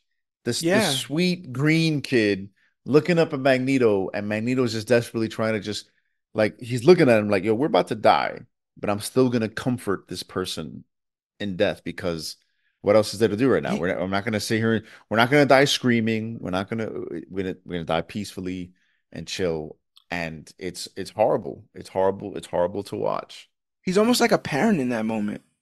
Yeah. We know he has kids, but like in that moment, it's like it's more important for him to have that child, not be scared than it is for anything else. Like the Rogue maybe could have done something, but he's not even worth risking that. Again, he's probably saying, one, it's the comfort he wish he would have gotten when he was going through everything he was going through. Yeah. And he's probably in some ways saying it again to himself. Like, all right, I'm about to die, so I'm going to make sure he's not afraid so that I'm not afraid. He could have died in a million other ways. There's quite possibly not a more noble death, than standing on your nation as its elected leader, protecting its people. Mm-hmm. I don't know, right? Charles would be proud. Rogue, in full anger, goes suicide by Master Mold. She just heads straight for it. So Remy throws a motorcycle at her. Which I thought was kind of badass. He charges it up too. Yeah, it's one of the few times you can get away with throwing a motorcycle at your girlfriend or your former girlfriend. But that just brings the Master Mold's attention onto him. He uses his agility to dodge all of Master Mold's attacks, but is fatally impaled. Before he dies, he uses his mutant ability to fill the Master Mold with kinetic energy and introduces himself as Gambit and tells him to remember it before they both explode. With the threat gone, the pure magnitude of this destruction is seen as the once bustling nation of Genosha is reduced to rubble. A tearful Rogue holds Remy while she says in a heartbroken tone, "I can't feel you," as the episode ends. And the theme song plays in a very sad way. I love how they change the tone just to send home how bad what happened is. It's one of those things where it's like, I even talk about it now. Angry, sad, right? like frustrated. What do you do next? This is a truly all is lost moment. This is a truly like, where do we go from here moment? And thematically, if they can't have paradise, then what are they going to settle for? Right? If mankind has put that line in the sand and says you can't have that, then what? You can't have a tiny island in the middle of nowhere for just your people. That affects no one. Affects no one. We're gonna blow it up.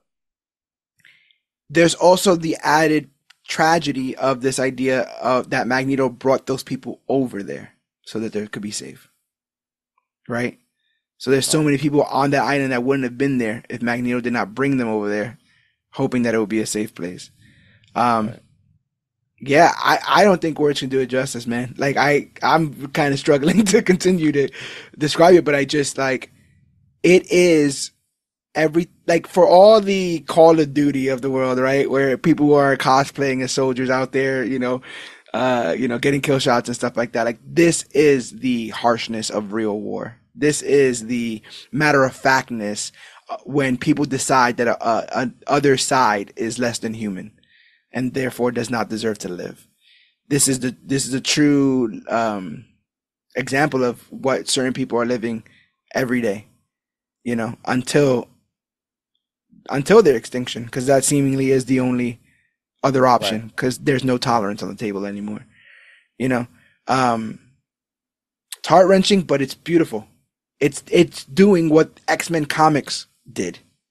It's bringing up the questions and the themes that you should be concerned with, that you should be worrying about, that you should be, like this bullshit about like escapism programming. Like, no, man, this stuff that's happening outside, you kind of got to be fucking aware of it. And if we got to put capes and cowls on it for you to be like, what? Oh, so people who are different are not enemies. You know what I'm saying? Wow, that's crazy. They killed him just because he had a different religion. Yeah, isn't that crazy? Wow, man. What would you do if a whole nation did that? That'd be even crazier, wouldn't it?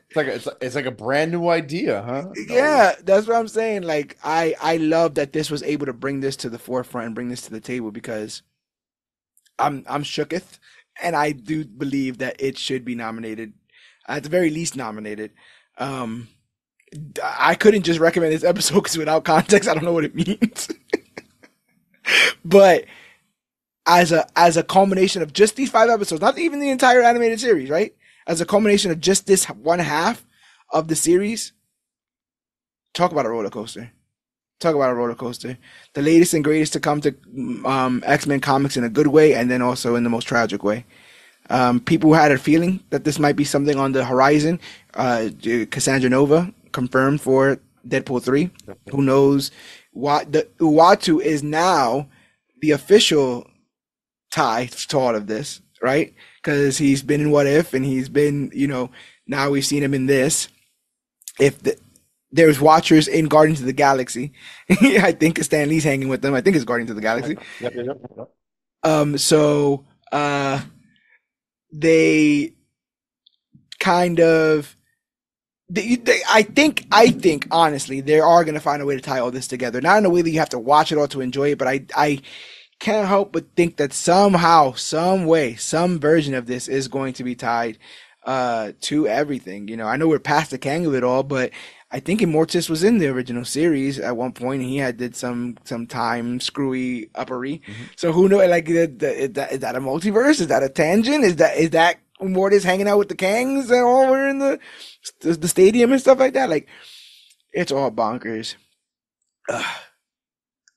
Well, I'm going. Let me go ahead. Let me tell you this. Ask you this though. Yeah. Of course, the tragedy of the entire Genosha being decimated is bad in and of itself. But whose death affected you most? I think it was Remy's. Remy's because like I said, I bastardized him for being a brat earlier. Even when watching, I'm like, why are you being such a jerk? I get the situation, but like, now is not the time to do this or act this way. And to go from there to the conversation with Rogue, where he, through gritted teeth is like, we could still be friends, you know? To him watching them kiss, he could have been like, screw these guys, screw everybody. You know what I'm saying? Right. And he becomes the fallen hero in all this. And he is so often played as the comic relief. He's so often played as the guy where things just roll off his shoulders, you know, that he doesn't worry too much about any of this stuff. So to have all of that and then have the gravity of his death, and in true Gambit fashion, he's like joking and dodging, and you're like, oh, he got this. You know what I'm saying? He's got this figured out. What's gonna? I was like, nah. I was like, no way, no way. He like all the cool stuff. He riding the Sentinel head into the where the Morlocks are. And he's like surfing on it. Badass stuff. Like all these cool ass moments. They really make you. They really reward you for being a Gambit fan in this episode, and then stab you in the heart. Whose death got you the most? Magneto. Yeah. I mean, I was loving Magneto's story, and so seeing him have the opportunity to turn it around, getting to live out Xavier's dream, and then just how like in his dying, he's literally trying to protect people. He's encasing Rogue. He's encasing Gambit. He's trying to protect Leech. Even his final words are just comfort because of what's about to happen. To see him get vaporized, I was like, man, that hurt. That yeah. Even if he's somehow able to survive this, and that because at the time I was like, oh man, he's done. Yeah. Even if he's able to survive this, because it is comic books. Mm-hmm. How does he live through this yet again? You know, he's seen his family killed. He's seen his kids killed. He's seen friends and family constantly getting murdered. And now a whole island of his people who have just chosen him to be their leader. And on the night of his ascendance. I think of Wenwu in Shang-Chi. He's this, you know, ruthless killer, decides to settle down and have a family. And when he puts the rings away, that's when he loses his wife. Right. And it's almost a reminder to never put the rings down. You always have to, you know, be willing to fight. And that's incredibly exhausting. There's no way to live. There's absolutely no way to live. But humanity has shown Magneto that there's nothing else. This Genosha attack, if he were to come out of it, then turns into an eventuality in all cases. This is what humanity is capable of. Right. Always. Because if there's even a 1% chance, right? If there's even a 1% chance that humanity is capable of this, they could do this anywhere, at any day, whenever they feel like it to humanity. Right. And that's shocking. And again, and quite similarly to what we were talking about world events, you'll see in the future that humanity's fine. That the rest of humanity's kicking. Humanity's fine. Yeah, we're gonna induct somebody into the UN, but it ain't happening anymore. Why? Let's not talk about it. Right. But what a tremendous 5-episode stretch. We've gone on for 3 hours in this, and I, besides needing to go to work tomorrow, I really enjoyed this conversation because I think it deserved this level of insight, this level of breakdown, this level of recap. But as we end this off, how do you feel about this first half, and what would you say to those who are still on the fence about taking this in? Oh, this first half was amazing. I've seen it a few times already, especially in preparation for this. And if you're such an X-Men purist that because of the way they've compacted the stories, I totally get it. But the comics still exist, and I like the direction that these stories are now going, because I've never really been a fan of one-to-one adaptations, because I can see it's that. like, well, you already have it. Right. You know, and when you have a perfect adaptation, the only thing to me, especially nowadays, the true enjoyment you get from it is being able to watch it with people and go, look what's going to happen. Yeah, call it because you called it. Yeah. You go because you knew it already. Mm-hmm. That to me it gets boring. I love, like, just to compare it. when the first season of The Walking Dead came out, Hmm. I loved that we got to see so many differences because even Kirkman himself said, had he knew that The Walking Dead was going to be as successful a comic book as it was, the first 6 to 12 issues would have been completely different. But he Yeah. wrote it as if though, hey man, this thing could get canceled next month. So I gotta balls to the wall. I do all these crazy stories that I really want to flesh out over 24 to 36 or longer issues, but I gotta compact them. So this series is forcing that to happen with a lot of stories. Some stories for the better. I will stand by that with the Goblin Queen. Other Hmm. stories for not.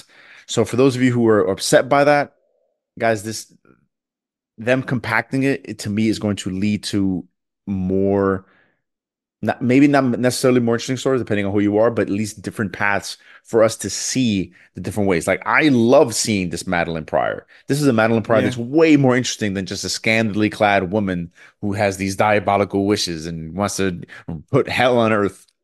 Boring. We have plenty of Yeah. characters to do that. We don't need Jean's clone to do that also. So this was way more interesting to me. And to see how they're going to link up all this cable stuff now with Nathan and um they killed Gambit.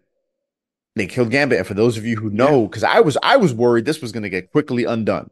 I'm like, man, they showed us time travel and they Right. killed a key character. They're gonna undo this.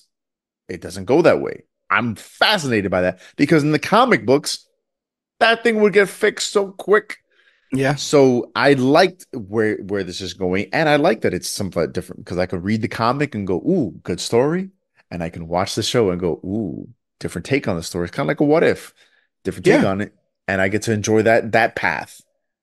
So, guys, give it a chance. I know so many people who did not give the show a chance, including you. Now, I'm shocked by this. Give I it a mean, chance. Give it a chance. But if you don't want to give it a chance, or if you're someone that wants to explore more, read the comics. Read the comics. Go find Life Death. Go check out Inferno so you can laugh at the nonsense that happens in Inferno and the stuff that led up to Inferno. Read the first couple issues of Cable. I yeah. recommend those if you want to get into his history of Cable and learn more about what doesn't happen in this series. Yeah. We'll get into that later. Guys, what a time to be a comic book fan, right?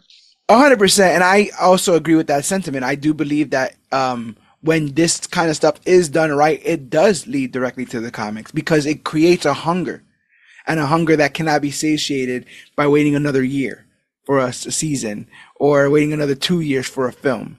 I know that personally. Once I start to bite, I'm like, oh, I've got to go search that out. I've got to now see that to fruition. I want that story told to me in the longest form possible. I want to sit in whatever story that is. And again, I know that it could be tricky because we've seen some god awful adaptations that change things for the sake of changing them. But what I will say is that I feel like it is a bit of hubris to think that no story can be improved upon, right? That it has to be a 1-for-1. There's nothing we could change to make this better. There's a little hubris behind that, but there's also hubris behind we don't have to tell this story. We can just use elements of it and vaguely hint to it. So there's got to be a middle ground there where you have such confidence in your understanding of the genre that you can change certain things and still invoke the same feelings. Because no matter what was changed in here, I would love to argue with the person that feels that those changes took emotion out of this show. Because I don't believe that's the case. If you want people to feel for the X-Men, this show did it. Changes be Yep. damned. They in 5 episodes, and obviously the entire series encapsulates this, but just right here, you can put a pin in right here. You got the entire X-Men experience right here, right? Sometimes it's fun video game stuff. Sometimes it's shaman quests. Sometimes it's trying to do your best by humanity, and sometimes it's a genocide. Like that's X-Men comics. Like it's all the flavors in just 5 episodes. It gives you a perfect sample size. And if you want more, there are decades of comics written by extremely talented creative teams. Go out there, search them out, and we'll wrap this up, and we'll be back next week to cover 6 through 10. It's gonna be fun. But yeah, join us for all this stuff. This is all a lead up to quite possibly the biggest MCU film to be released in quite some time, Deadpool and Wolverine. So, right. Just keep a mind on that. That many people are saying the X-Men are going to be the ones to save the MCU. And if they can be characterized in this fashion, if we can give them this level of depth, you'll really understand why the X-Men were the thing that was holding Marvel up for so many years. But you guys hold us up over here at comicbookclique.com. You guys out there on our official, we just did our first YouTube live stream. It was pretty cool in there. I had someone ask how they could donate. That's where we're at with levels here. So we need to figure out how that can be done. That's what I said. We need to figure out how that can be done. Because we give a lot. We just gave a lot of our time. And if I gave 3 hours to talking about this, could you imagine how much time I gave to writing and composing and doing the research about this stuff? Is because when this stuff is good, it's addicting. I love it. And I want to, similar to the creatives of this show, put all my passion into it, and it will be trapped here forever. When I'm on a bad day, I just got to listen to this episode of me and the COG going over this series, and all of our adulation is trapped in here because we do this as a passion of ours. All of this stuff is a labor of love. So you can go to comicbookclique.com for all those listening, watching, and it has every single episode of the Major Issues podcast, multiple X-Men episodes. I think we tried our best to summarize every X-Men film in one episode, and that ends up being over 3 hours as well. So X-Men, Dark Phoenix, we've covered some stuff on here, House and Powers of X, and coming up soon, the New X-Men. So check, wait for us there when that comes. But the only way to make sure that you're here for these episodes is to subscribe to the Major Issues podcast wherever podcasts are found: Podbean, Stitcher, Podcast Addict, the Apple Podcast app, TuneFi, YouTube, Spotify, and more. Literally Google the Major Issues podcast and we'll be the first, 17 results, because we dominate that space. We are the Major Issues podcast. There's no secondary. There's no Madeline Pryor situation happening over here. We are the original. We are the one of one. So yeah, Google Major Issues Podcast, find us. Again, go to comicbookclique.com. It has all of our episodes. Consider becoming a Patreon, patreon.com/CBC Clubhouse for as little as 10 cents a day, $3 a month. You can help us afford you can help us afford the hardware and the software that we need each and every week to keep the lights on over here as we provide content for you guys free of charge. So yeah, we maybe need to be promoting our Patreon a little bit more if people are trying to donate. That, I'll send that pan around. You know what I'm saying? I'll jingle my cup. It is what it is. Again, we take a lot of time, so if any of that could be compensated in any way, we're gracious. If you can't give us money, if you can't become a Patreon, consider buying merch. Buy a shirt from tpublic.com/comicbookclique. We get a kickback of that, and then you get a piece of merch. We got a brand new shirt out that's doing well, selling. You are worthy shirt, our very particular catchphrase, and on some merchandise. So consider picking that up there. I did that. Rate and review us on iTunes. It's a quicker way for us to grow as podcasters and find out what you like and what you don't. I've been to the future where we do become the latest and greatest thing to come to comic books and comic book media, but I can't tell you how we do it because then I get the techno-organic virus and no one knows how to cure it yet. So that's a whole thing. So make sure that you get on the bandwagon before the bandwagon gets full. And I'm telling you guys, it is getting full. Like, we just did our first YouTube live with people there commenting, riding with us the whole time. We've done this on Facebook before. We're on Twitch at Major Issues CBC, Facebook.com/comicbookclique, Instagram at comicbookclique. Use the hashtag comicbookclique to talk about the news, hottest, latest, and greatest things to come to comic books and comic book media. We started in April with roughly 20,000 ish followers on Facebook. We are now approaching 27,000, I believe. I think we just broke 26, reaching on to 27. It's all coming, and it couldn't happen to a better team out here, because all of us bust our ass for this thing that we love. So give us a little bit of love back, whether that's monetarily, whether that's telling a friend to tell a friend about the podcast, or whether that's rating and reviewing us across whatever platform catcher of choice you are using. But yeah, we're gonna end this one. Absolutely excellent episode. My name is George Serrano, aka the Don, and I'm Alex Garcia, aka the Cog. And this has been our X-Men 97 Part 1. Recap and review, and remember, whether you're an evil clone, whether you are full of adamantium, whether you shoot lasers out of your eyes or just can't feel the breeze anymore, remember that you are always part of the clique, and please remember that you, yes you, are worthy.